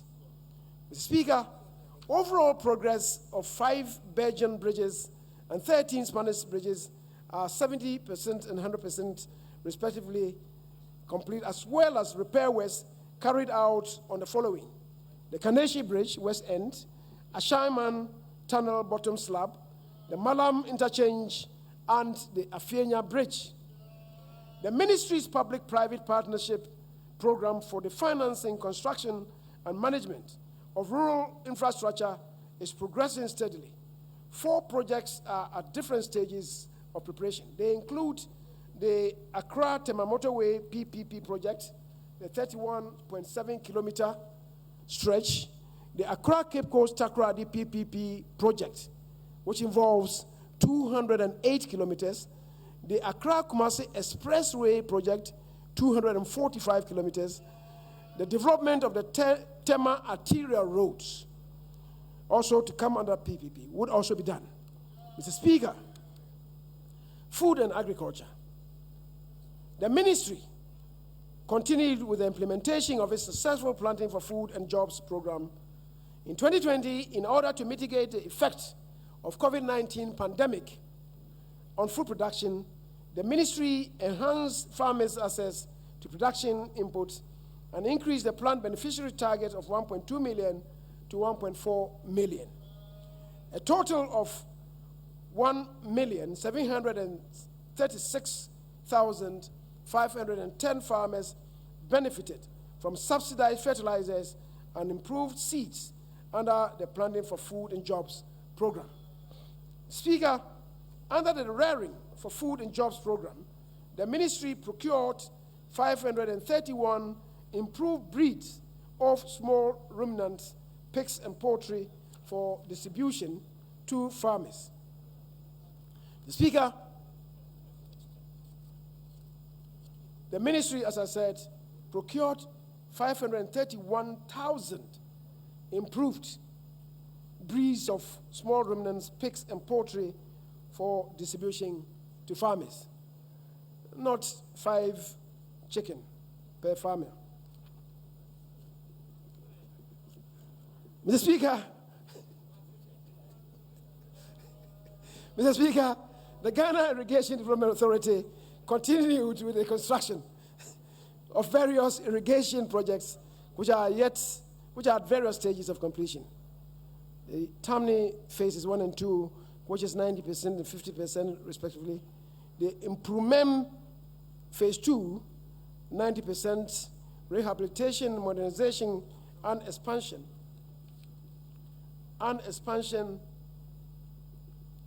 of existing schemes at Tono,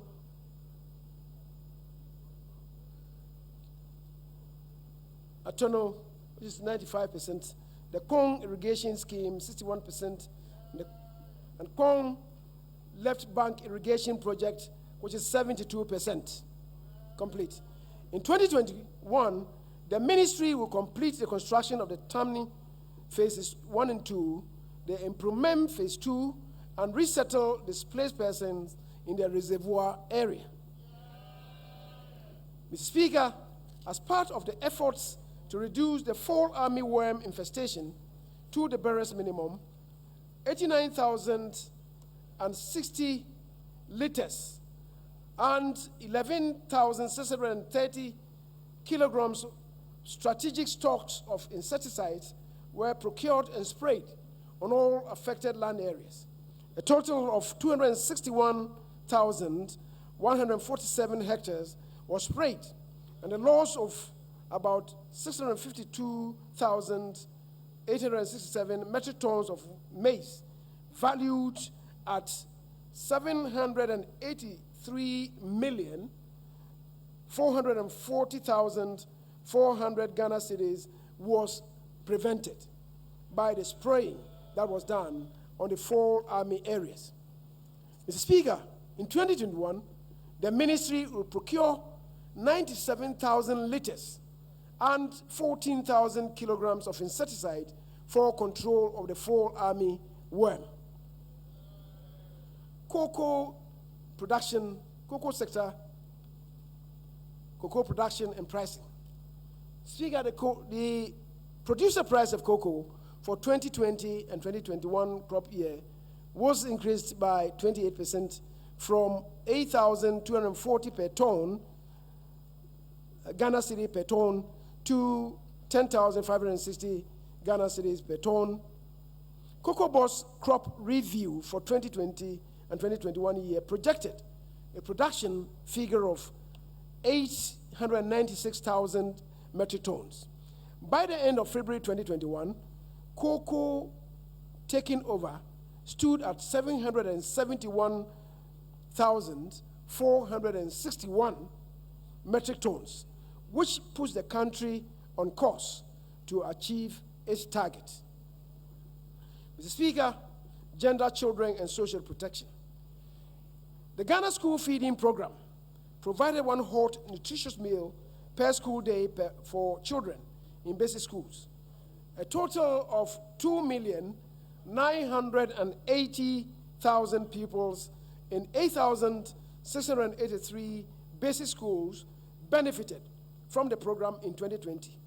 This will continue in 2021. Mr. Speaker, the LEAP program made payments to 335,013 households, benefiting 1,451,747 individuals nationwide in 2020, demonstrating government's care for its citizens. In 2020, the ministry will validate data to scale up the beneficiary households from 335,013 to 350,000 households. Judicial Service. The Speaker, in 2020, the following courts: Garu District Court, Bongo District Court, Soutuam District Court, Mansour Dubia District Court, and Masaman High Court were commissioned and automated with direct transmission systems, which allows for real-time production of court proceedings during court sittings. Mr. Speaker, government will commence the construction of a multi-purpose judicial training institute in Accra in 2021. Additionally, the Mankasim Court Complex in the Infantsiman municipality, as well as the High Court Odumasi Krobo in the Lower Manya Krobo municipality, will be opened in 2021. Parliamentary business.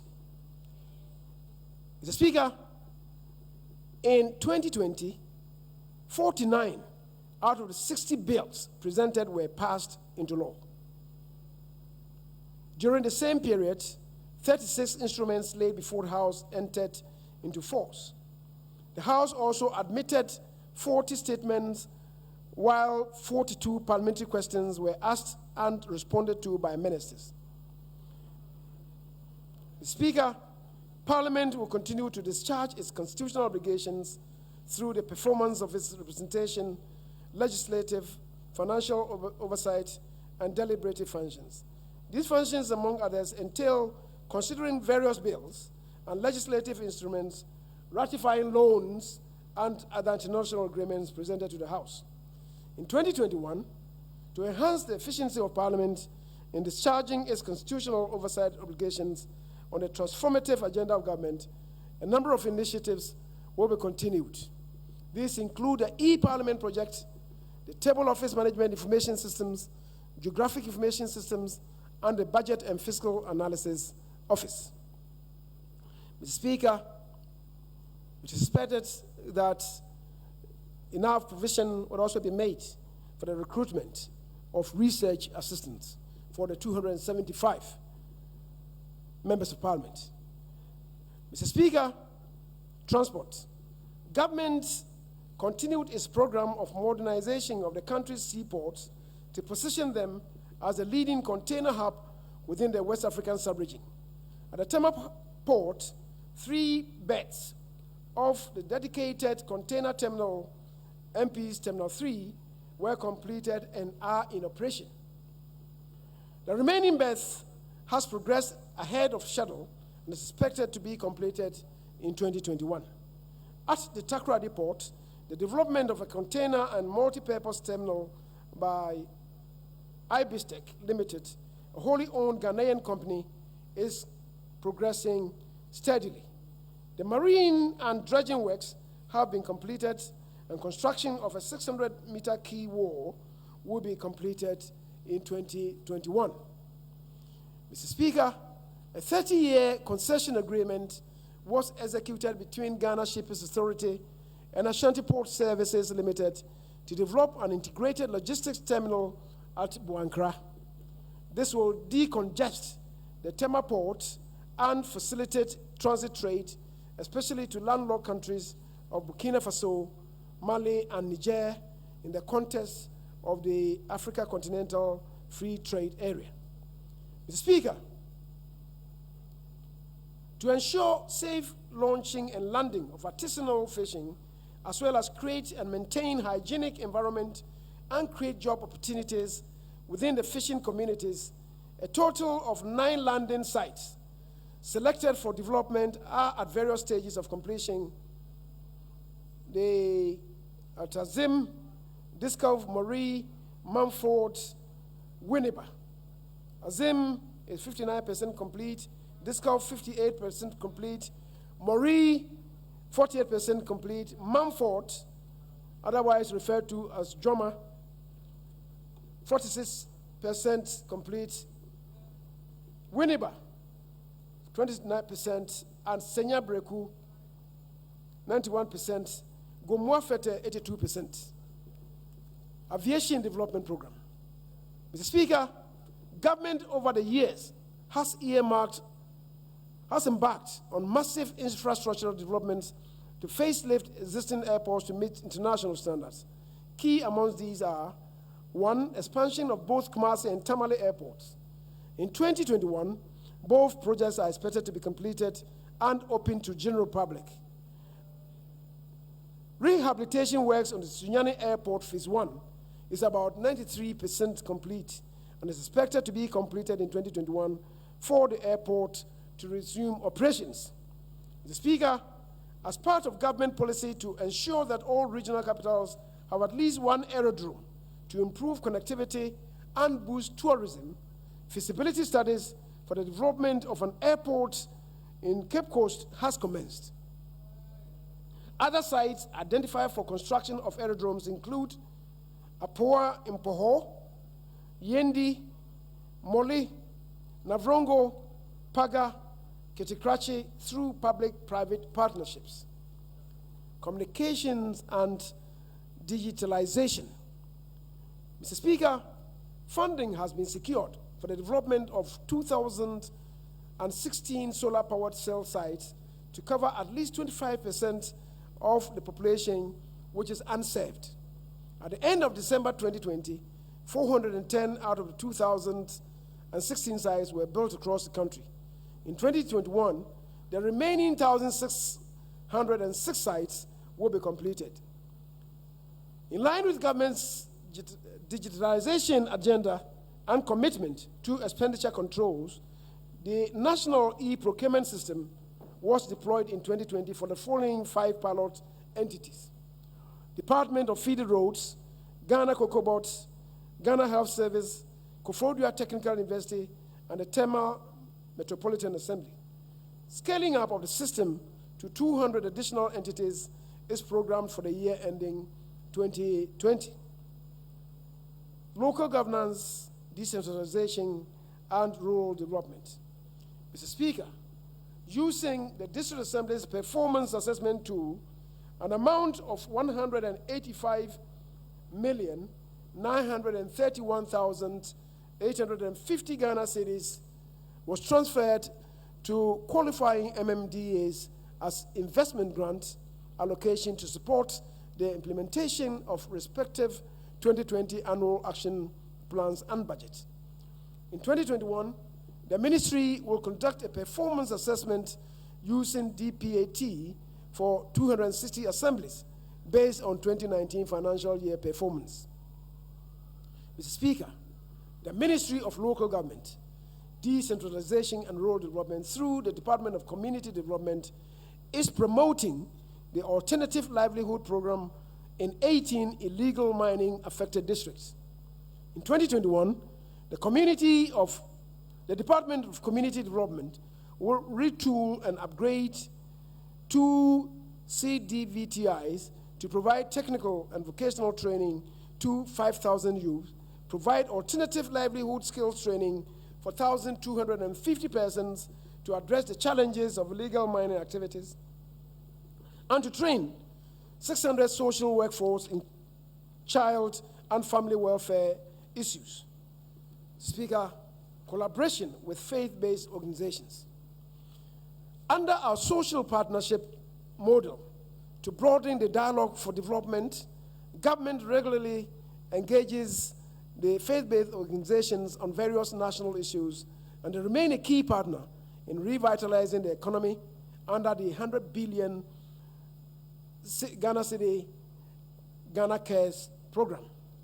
In 2020, the faith-based organizations were instrumental in the fight against COVID-19 in various ways, supporting national readiness, complementing health service delivery through the Christian Health Association of Ghana, managing the distribution of government's dry food packages to vulnerable households during the lockdown period, providing counseling services, providing skills and entrepreneurial training for the youth, and augmenting public sensitization and awareness campaigns.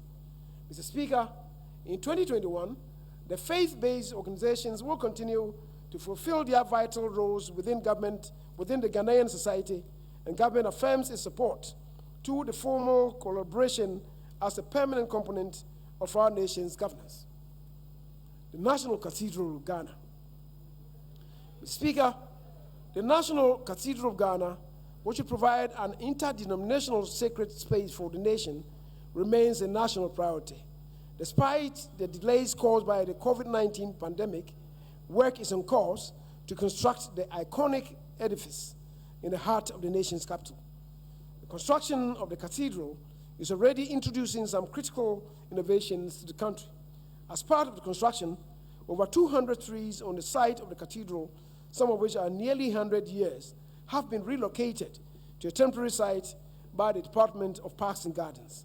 Some of the trees will be brought back upon completion of the cathedral, and others replanted elsewhere, making the edifice environmentally sustainable, setting the stage for the rollout of new initiatives and reforms.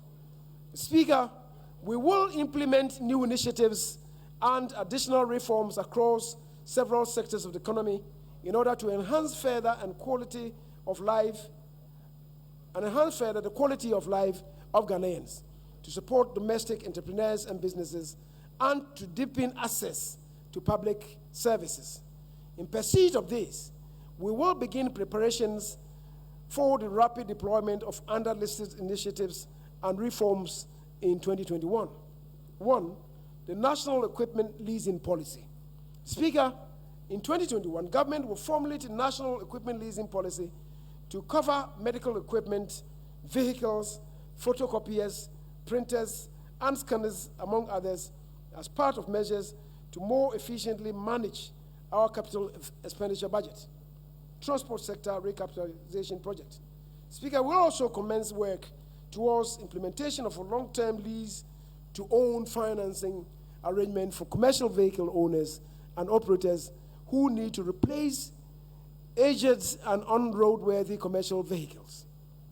Mr. Speaker, this indeed is a good initiative, and if I may repeat it, Mr. Speaker, we will commence work towards the implementation of a long-term lease-to-own financing arrangement for commercial vehicle owners and operators who need to replace aged and unroadworthy commercial vehicles. National Rental Assistance Scheme. Mr. Speaker, in partnership with the private sector, we will commence the establishment of a National Rental Assistance Scheme with a seed of 100 million Ghana cedis. The scheme would crowd in additional investment from the private sector to provide low-interest loans to eligible Ghanaians to enable them pay rent advance. Enhanced Student Loan Scheme. The Speaker will also commence the planning towards the implementation of Enhanced Student Loan Scheme to provide students with the exception of teacher and nurse trainees an option to obtain a student loan without requirement of a guarantor. The prospective student must have a national identification number from the Ghana card. COVID-19 impact mitigation measures. Mr. Speaker, the COVID-19 pandemic that hit the entire world in 2020 has had a major impact on nearly every household, business, and economy in the world. Anticipating that the consequences will be severe and persistent, governments around the world have relied on a wide range of measures to support businesses and households. While these responses have been uneven across countries, they are unprecedented in their magnitude. Mr. Speaker, in 2020 mid-year review and the supplementary estimate, we presented the immediate impact of the pandemic on our economy and outlined robust responses to mitigate them. After a full year, we have a good sense of how devastating the impact has been on our economy. Socio-economic impact on Ghana. Mr. Speaker, the direct health impact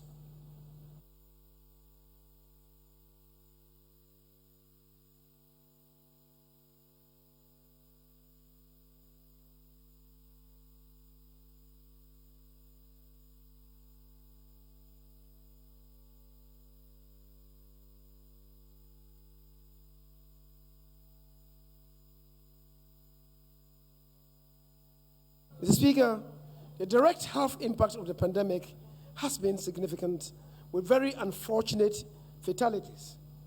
Infections rose from a weekly average of 11 persons in the last week of March to a peak of 781 infections in the last week of July 2020.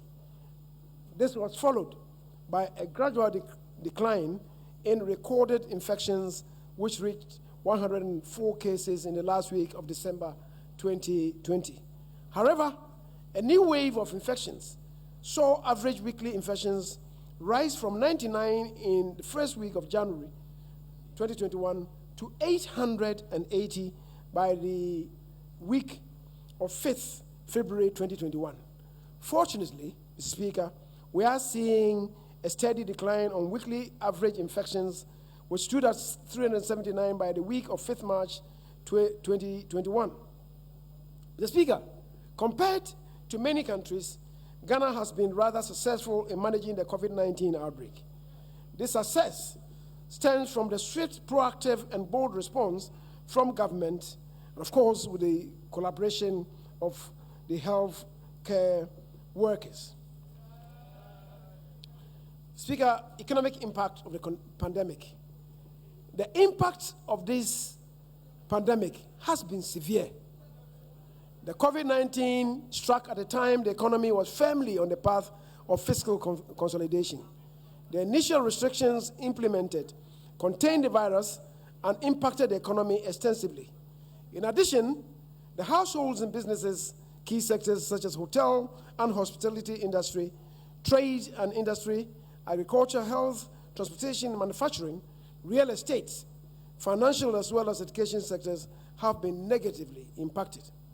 Speaker, the COVID-19 Business Tracker Survey, jointly published by the Ghana Statistical Service, the United Nations Development Programme, and the World Bank, suggests that about 770,000 workers, nearly 26% of the total workforce, had their wages reduced, and about 42,000 employees were laid off during the partial lockdown last year. The pandemic also led to the reduction in working hours for close to 700,000 workers. Mr. Speaker, transport workers, drivers, and conductors of trotros were particularly vulnerable as they work under informal sectors and do not have access to social safety nets. Formal operators also suffered serious financial constraints. Government in 2020 spent 36,552,789 Ghana cedis as operations and payroll support to Metro Mass Transit for March to December 2020 and supported the Intercity STC with an amount of 6,338,232.77 Ghana cedis as of January 2021. Mr. Speaker, COVID-19 has led to disruption in corporate and general business confidence and affected projected revenues, profitability, liquidity, and corporate growth. State-owned enterprises, most of whom were severely impacted by this pandemic, are expected to underperform. Government's mitigating measures to the pandemic, health and health-related response. Mr. Speaker, government's initial response to the health impacts of this pandemic was aligned in the National COVID-19 Emergency Preparedness and Response Plan. The plan helped to manage and contain the spread of the virus, as well as strengthen the national capacity for surveillance, diagnosis, and case management.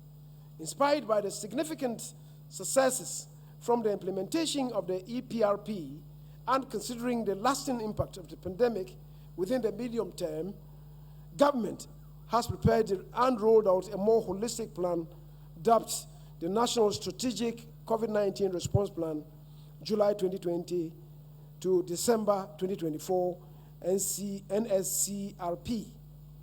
Mr. Speaker, the NSCRP focuses on better case containment and management. It prioritizes timely releases of test results, sustains funding of isolation and quarantine facilities. This plan has helped to improve coordination among actors, enhance motivation of health personnel, and ensured continued provision of equipment and logistics, including PPEs, economic and social measures. Speaker, government implemented the coronavirus alleviation program to address the socio-economic impact of this pandemic on households and businesses.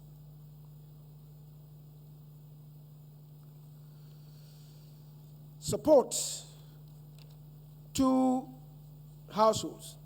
Speaker, as indicated previously, government assisted businesses to retain their workers and support families as they confronted the crisis. Government substantially subsidized the cost of electricity and water services from April to the end December 2020 and provided food rations to vulnerable groups during the partial lockdown. Mr. Speaker, cognizant of the direct and immediate effects of restrictions on livelihoods of sections of society, government provided 1,827,581 and 917,142 cooked food packs to vulnerable and underprivileged persons within Accra and Kumasi, respectively. In partnership with faith-based organizations, government also distributed dry food packages to about 470,000 families during the period of the partial lockdown. Electricity consumption was subsidized. Government fully covered the consumption of over 1 million Lifeline customers and subsidized 50% of the consumption of all other customers for the period. Speaker, through the initiative, 10 million fellow Ghanaians benefited from free water supplied by Ghana Water Company Limited between April to December 2020. The average monthly water supply of 9.24 million cubic meters increased by 43.21% to reach 13.23 million cubic meters. Furthermore, a total of 474 small towns and 1,143 rural communities benefited from the free water provided by the Community Water and Sanitation Agency. Mr. Speaker, I'm happy to announce that His Excellency the President has approved the continuation of the provision of free water to up to 5 cubic meters, that is 1,100 gallons per month, to vulnerable groups. In addition, we will continue to provide electricity to Lifeline consumers till the end of June 2021, when it is expected that many Ghanaians would have been vaccinated. Mr. Speaker, under the Operation Return Home program, government assisted 10,025 Ghanaians whose circumstances had been worsened by the COVID-19 pandemic to return home. In doing so, we protected the lives and welfare of Ghanaian nationals abroad and promoted positive perception of the state of Ghana during those difficult times. Support to enterprises. Mr. Speaker, the launch and operationalization of the 750 million Ghana Cedi Coronavirus Alleviation Program, Business Support Scheme, CAP-BAS, has mitigated the impact of the pandemic on several micro, small, and medium-sized enterprises. Government, through the National Board for Small-Scale Industries, collaborated with over 80 business associations and key participating financial institutions to facilitate timely disbursement of the funds. As of December 2020, about 412.88 million Ghana cedis had been disbursed to support 277,511 businesses of which 69% were female-owned. The scheme has saved over 650,000 MSME jobs. Mr. Speaker, as an offshoot, the CAPBAS has created pathways to formalizing the large informal sector, given that over 800,000 tax identification numbers were generated and over 10,000 businesses registrations activated.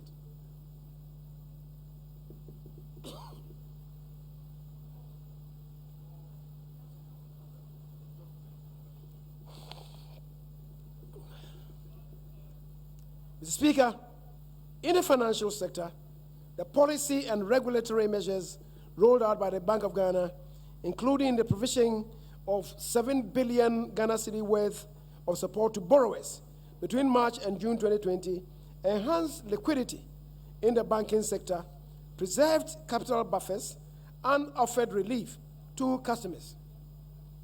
These measures also enabled banks and specialized deposit-taking institutions to provide support to critical sectors of the economy to mitigate the adverse impact of the pandemic. Mr. Speaker, educational measures. In relation to the education sector, government employed a strategic, controlled, progressive, and safe easing of restrictions to prioritize the well-being of our children. The reopening of schools in January 2021 was preceded with a comprehensive sanitation program, provision of 11.5 million hand sanitizers, 25 million face masks, 62,000 Veronica buckets, 3.5 million packs of paper towels, 85,000 liquid soaps to facilitate the safe return of students to schools. Considering the special needs of our kindergarten pupils, arrangements were made to provide 100,000 electronic sanitizer dispensers, 404,000 gallons of sanitizers, and 30,000 thermometer guns for kindergartens. National Trust Fund, the COVID-19 National Trust Fund. Speaker, to leverage other resources to fight the pandemic, government passed the COVID-19 National Trust Fund Act 2020, Act 1013 in April 2020 to establish the fund. As at 31st December 2020, the fund had mobilized 57,134,093 Ghana cedis, of which 45,218,313 Ghana cedis have been utilized. These resources complemented government's effort in providing PPEs and medical supplies to COVID-19 selected institutions, distribution of food items to the aged, the vulnerable, and needy persons, providing vehicles to selected treatment centers, the National Public Health and Reference Laboratories, testing centers, and COVID-19 Central Care Management Team. It also supported the construction of the National Infectious Disease Center, COVID-19 Private Sector Fund. The Speaker, being together in this adversity, the private sector in Ghana swiftly organized and complemented government's efforts towards fighting the pandemic. As of December 2020, the fund had mobilized 44,339,138.98 Ghana cedis, out of which 40,203,404.70 Ghana cedis was invested in various activities, including the construction of a 100-bed National Infectious Disease Center in Accra. Ghana Cares Obatampa Program. Mr. Speaker, government strategy to build back stronger is contained in the Ghana COVID-19 Alleviation and Revitalization of Enterprises Support Ghana Cares Obatampa Program, which was launched on the 18th of November 2020. The 100 billion program, which Ghana City program, which is by far the boldest and biggest economic recovery program in the country's history, enables us to address the challenges and also seize the opportunities created by the COVID-19 for socio-economic transformation. The Obatampa program will, over the next 3 years, transform, revitalize, and modernize our economy and return it to the high standard, high and sustained growth. The key projects under the CARES program include supporting attracting educated youth into commercial farming, B, building the country's light manufacturing sector, targeting agro-processing and food import substitution, pharmaceuticals and textile and garment subsectors, C, developing engineering, machine tools, and ICT digital economy industries, D, fast-tracking digitalization, E, developing Ghana's housing and construction industry to support local construction companies to participate in the hospital construction program under the Agenda 111 Plus scheme. Establishing Ghana as a regional hub. G, reviewing and optimizing the implementation of government flagship and key programs. And H, creating jobs for young people and expanding opportunities for the vulnerable in society, including persons with disabilities. Mr. Speaker, this year, government will embark on dedicated actions to operationalize the program by establishing delivery units in relevant MDAs with clear milestones. We will partner the private sector, academia, and other practitioners to facilitate and monitor implementation of the program. Mr. Speaker, our quest to transform and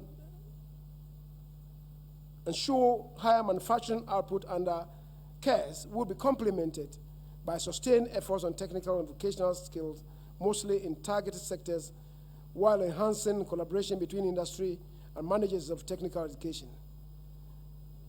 Speaker, as I indicated, the skills development partnership with faith-based organizations will catalyze and drive towards this objective. The Speaker,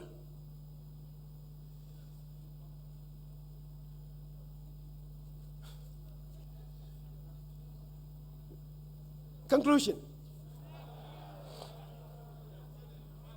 Mr. Speaker, and I know my colleague, the recycled leader of the House, the Honorable Cletus Abuka, who is sitting down, is even much more tired than I am.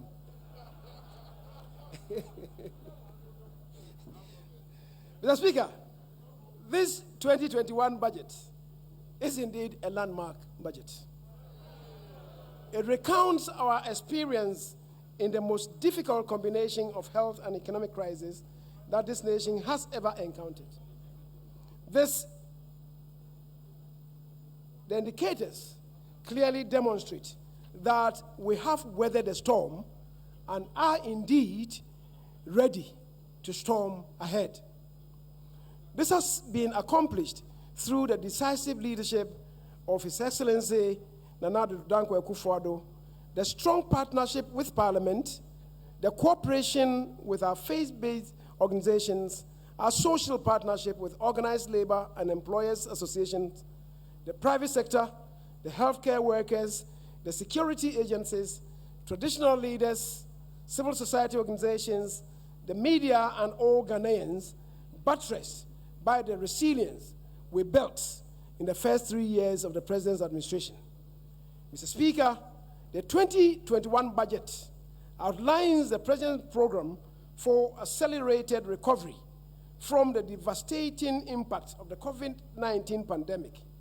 It explains our plans to emerge stronger by pressing on with economic transformation, strengthening our social compact, and building a sustainable future to create prosperity and equal opportunity for all. As a government, we have amply demonstrated our ability, resolve, and determination to change the trajectory of our economy. While COVID-19 has been a major disruptive force, it has reinforced our conviction to transform our society and to do so with greater urgency. Mr. Speaker, my Sunday school teacher has taught me in Isaiah chapter 9, verse 10. And I quote, "The bricks are falling down, but we will rebuild with hewn stones. The sycamores are cut down, but we will change them into cedars," unquote. Isaiah chapter 9, verse 10. Mr. Speaker, I want to assure this august house and the people of Ghana that in 2021, we will return to a path of fiscal consolidation and sustained growth. We will continue to implement people-centered policies. In 2021, we will continue to consolidate our major flagships to improve welfare. We will change the culture of uncompleted projects and, as far as practicable, finish what has been started. We will continue to invest in the real sector to drive growth. We will accelerate the industrialization and transformation of our economy and move away from the Gadgetsburg economy. We will prioritize support to private sector and entrepreneurship to create jobs and improve incomes. We will make Ghana a hub for commerce, financial services, and manufacturing to take full advantage of the Africa Continental Free Trade Area, the world's largest free trade area. We will continue to invest in science, technology, engineering, and mathematics to support every aspect of our economy. We will continue the digitalization agenda to improve public service delivery and enhance revenue mobilization. We will prioritize the security and safety of our people. We will secure higher returns on our mineral resources by using innovative structures. We will aggressively and efficiently implement the Ghana Cares through rail-structured delivery units. And we will seek to improve the health and well-being of our people and pursue a happier and wiser society as envisioned by our Ghana Beyond Aid agenda. Mr. Speaker, all these can be accomplished if we stay focused, believe more in ourselves, work together with a common purpose. As I indicated earlier, implementing the vision we have set requires that we mobilize every resource, use them efficiently, and also work harder to increase productivity. We must accept that our country's ability to improve the standard of living of our citizens over time depends more on increasing productivity. Mr. Speaker, with this budget, we are on the path of revitalizing the economy, resuming the transformation drive that was disrupted by COVID-19. We expect to accomplish this with the help of the Almighty God and the visionary and competent leadership of our President, support from the Parliament of Ghana, and the help of every Ghanaian. Mr. Speaker, to our fellow Ghanaians, we urge you to take courage, persevere, and keep faith with us. COVID-19 has been an adversity that makes us pause, think carefully, find answers, build and sustain relationships. We are still strong in this adversity. The strength of Ghana lies in the power of our people to persevere. The audacity of our faith in Ghana requires us to continue to share in the burden of developing our nation. Mr. Speaker, before I resume my seat, allow me to express the gratitude of His Excellency the President for the enormous support this august House has extended to him since taking office in 2017. The current composition of this House reflects the expectations of Ghanaians for both sides of the House to work together. The realization of Ghana Beyond Aid will be attained by the debate. It should be attained by the debate of ideas and consensus building. It is my belief that the consideration of the 2021 budget will reflect this guiding principle. Mr. Speaker, in 2021, we will consolidate our gains, complete ongoing projects, and continue our flagship programs. Mr. Speaker, this government believes that the Ghanaian state is a daring state, a resilient nation. The recent victory by the national under-20 football team, the Black Satellites, on Independence Day reminds us that when we are united in purpose and work together as a team, we can do extraordinary things. Whilst we debate and may disagree on issues, we should always be united on the broad goal of advancing the welfare and progress of our people beyond partisan politics in principle. Mr. Speaker, there is more to us than we have so far realized. As the Lord said in Genesis 11, chapter 11, verse 5, and I quote, "If as one people speaking the same language, they have begun to do this, then nothing they plan to do will be impossible for them." Unquote. Mr. Speaker, by this unity of purpose, we will stand as one people, speaking one language of progress to unleash the energies of our people for social mobility and shared prosperity as we take great strides to move our nation forward. Mr. Speaker, I join you today in praying to Almighty God that on account of the platform offered by this budget, God should inspire and strengthen our people to make time, thought, and sacrifice to speed the day of the coming beauty of Ghana and Africa. Amen. Mr. Speaker, I present to you on this momentous occasion the 1 year Wahia budget. I'll present to you the 1 year Wahia budget. Mr. Speaker, I beg to move.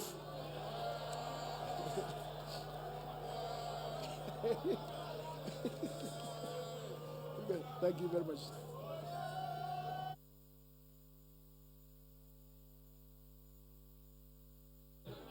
Oh, yeah. Honorable members, be seated. Be seated. The Minister of State responsible for the Ministry of Finance started his delivery at 12:29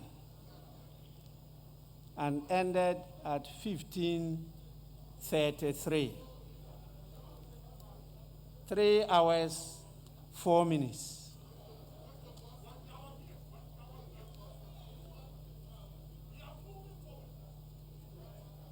Even those of us seated are exhausted. I think as a House, we have to look at how budget statements are presented to the House. We will do so in the near future. But in accordance with our standing orders, particularly Standing Order 143, honorable members, debate on the motion shall stand adjourned for not less than 3 days. I so direct that part of the budget relating to the ministries and constitutional bodies shall stand committed respectively to the committees responsible for the subject matter to which the heads of the estimates relate for consideration and report in accordance with Order 144 of our standing orders. Furthermore, any part of the budget relating to revenue and expenditure shall stand committed to the Finance Committee in accordance with Standing Order 145.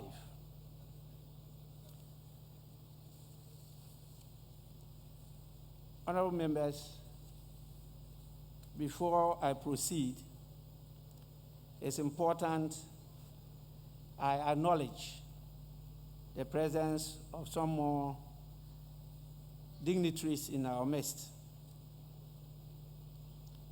We have the President's representative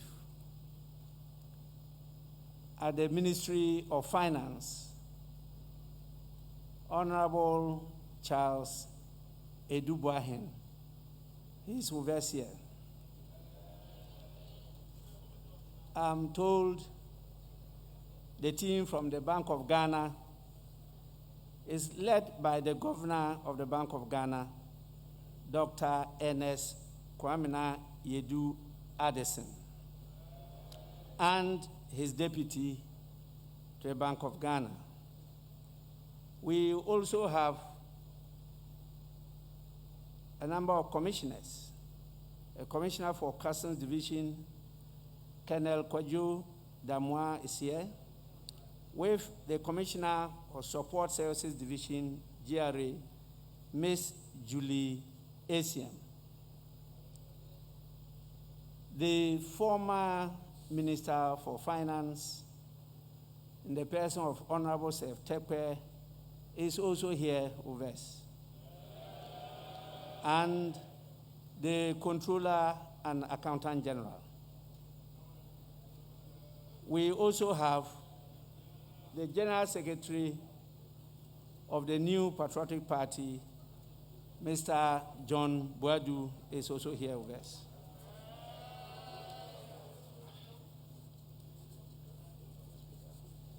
With this, we now move to item 6.